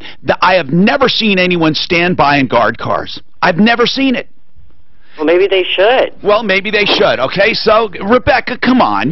This was a thief, and I totally agree that you were victimized. But I don't think it was the car wash's fault. But it doesn't matter, because even if I thought it was the car wash's fault, you will have to sue them. They're not going to pay you. They're going to wait for you to sue them. And no matter what you collect, it's not going to pay for the legal fees it took to sue them. Well, I'm not looking to sue them. That's not at all what I was looking for. What are you looking for then? I don't understand. See if they would be liable for the expenses. But Rebecca, that's what I'm telling you. You're not looking to sue them. So no matter what, it doesn't matter if they're liable, because they're not going to pay you. Even if I say they're liable, they're not going to pay you. What I'm saying is, what difference does it make if I tell you they're liable or not? What difference does it make? You're saying because then you'd know whether to call and ask them? Call and ask them anyway. Call and ask them to pay you. I would. That's the very first thing I would do. You don't need them to be liable for them to pay you. If they want to pay you, they will. Liable or not. If they don't want to pay you, they won't, liable or not. The liability has nothing to do with whether they're going to pay. I wish the world worked that way, where they're liable and they automatically pay, but they do not. They deny and make you go after it, unless it's so egregious, like one of the workers hops in and takes off, or something like that. Right. I would still call them. You haven't even asked them yet? I've been in contact with the owner. Okay, did they make any indication that they possibly would pay? No, he hasn't made any indication of that. Did he say he wouldn't pay? Nope, he hasn't said anything. Okay, I would press him for, I would say, look, before I seek legal counsel, I want to know if you'll at least chip in for my extra expenses at the house or whatever, a few, $500, whatever it was. I mean, what are your expenses in addition to the car? What are so far it's just the $200 to rekey my home, and the other thing is my garage door. He has my garage door openers, and they don't make that model of garage door anymore. Is there anything in the car that'll tell him where you live? Oh, absolutely. Oh, God, this my sucks. Insurance. This sucks. I agree with you. So I'm just thinking, like, if I have to replace the garage door, and I know it's a little extreme. No, you just have to do the open, the opener. You They don't just make change them anymore. They told me that. I can't get them. You can change. Well, you can on eBay. You can get anything. I've done it for old doors, but he has them though. Do you see what I'm saying? Like he has. I know them. you can change the code on your garage door. And buy There's no doubt all this is a pain in the ass, and you got stolen. But the fault is not them; it's the thief. Yeah, you are a victim. There's no doubt. But you're not going to get money. Well, I shouldn't say that. You may get money if you ask nicely and say, "Hey, by the way." Or you could go to small claims court. That's only $35, really, because you're not unreasonable, Rebecca. You're only asking for the incidentals. So I would go to small claims court and sue for about whatever $500 or so, and say, "Look, Your Honor, it was at their place. I gave them the keys. If you don't call that bailment, what do you call it? They had full control of my car." I'll bet you can make the argument. And then you're saying, "And Your Honor, I'm not asking for anything that my insurance covered, but I had to rekey my house and buy new openers, new remotes, for my opener and change the code, and that was a service call, and it's cost me $500 or whatever." I would do that. That's exactly what I would do, and I think you might prevail, Rebecca. Yeah, no, and that sounds reasonable. I mean, that's all I would. But first, I would ask. Then I would do a small claim. That would be my route as a person for the extra cost, because you're very reasonable in what you're asking. Okay, so go ahead there, David. What's happening, sir? Well, I was looking for some advice on buying a new furnace. Okay, do you know you need a furnace? Well, no, I don't need one right now. My furnace is about 23 years old. You're going to need one. Or you do need one. In fact, I would replace, once you have it that old, I would do it anyway, just because, truly, I would. So what advice do you need on where? Well, I heard your commercial for Plumb Line about. That's one way. You get a new furnace. But you should shop around. Oh, absolutely, but you hear these deals like Plumb Line, you get a free air conditioner. How does all that work? Well, they do it because they give you it's a high efficiency. I'll tell you what. Let's bring him up first tomorrow, since he doesn't need it in an emergency. Yeah, hold on. And let's discuss different ways to buy new furnaces, okay? That's what we'll do. I want to thank our home inspector for being here. Pinnacle Inspection, 719-888-0565. Save all your problems for me. On the 9th day of business, my old laptop came to me. 9 pounds of baggage. Get his phone number and his name. The most important thing to do is you can get the most efficient furnace in the world, but if you don't seal your ducts, it's Well, worth that's it. true too. That's true too. That's one of the things. Yeah, Tom, other ones But get picture with you too. Yeah, but I was talking more like Yeah. where and what to buy and how to stop. Yeah. Because Because tomorrow will be all truth and no bullshit when it comes to buying a furnace. I owe it. Do you still got that thing in your son's car that you could locate the car? Oh yeah. Oh really? Oh, I did it to mine. Yeah, a they work much great. better deal. It works great. Family trouble? Well, no, it's just for me. No, just knowing where the What kid are you is. talking about? Put a thing in the car and stuff, and It also tells Where where did you find it? I had Fast to braking, how much is fast it? I had to pay acceleration. $75, and it was like Everything. $15 a month and stuff. I want to get one. Mine, you pay, the one I bought, you pay one price His for is 5 years. It's a great Where do deal. I get it? Can you tell me? I want to get I it. just got to look up which one I bought. I want to buy one. Yeah, it no, works it's great. and it works. I mean, I took the car. He had it at a friend's place and then grabbed the car. Oh yeah, it works perfect. Well, no. And once my kid was used to me watching, let me tell you, the fast braking, all that just disappeared. And actually, somebody should put that for as cheap as you have it, Mark. Mine's more. That's because you got to pay for that crap every day. What crap? You got to pay for the subscription. Mine was included. Right. I like your deal.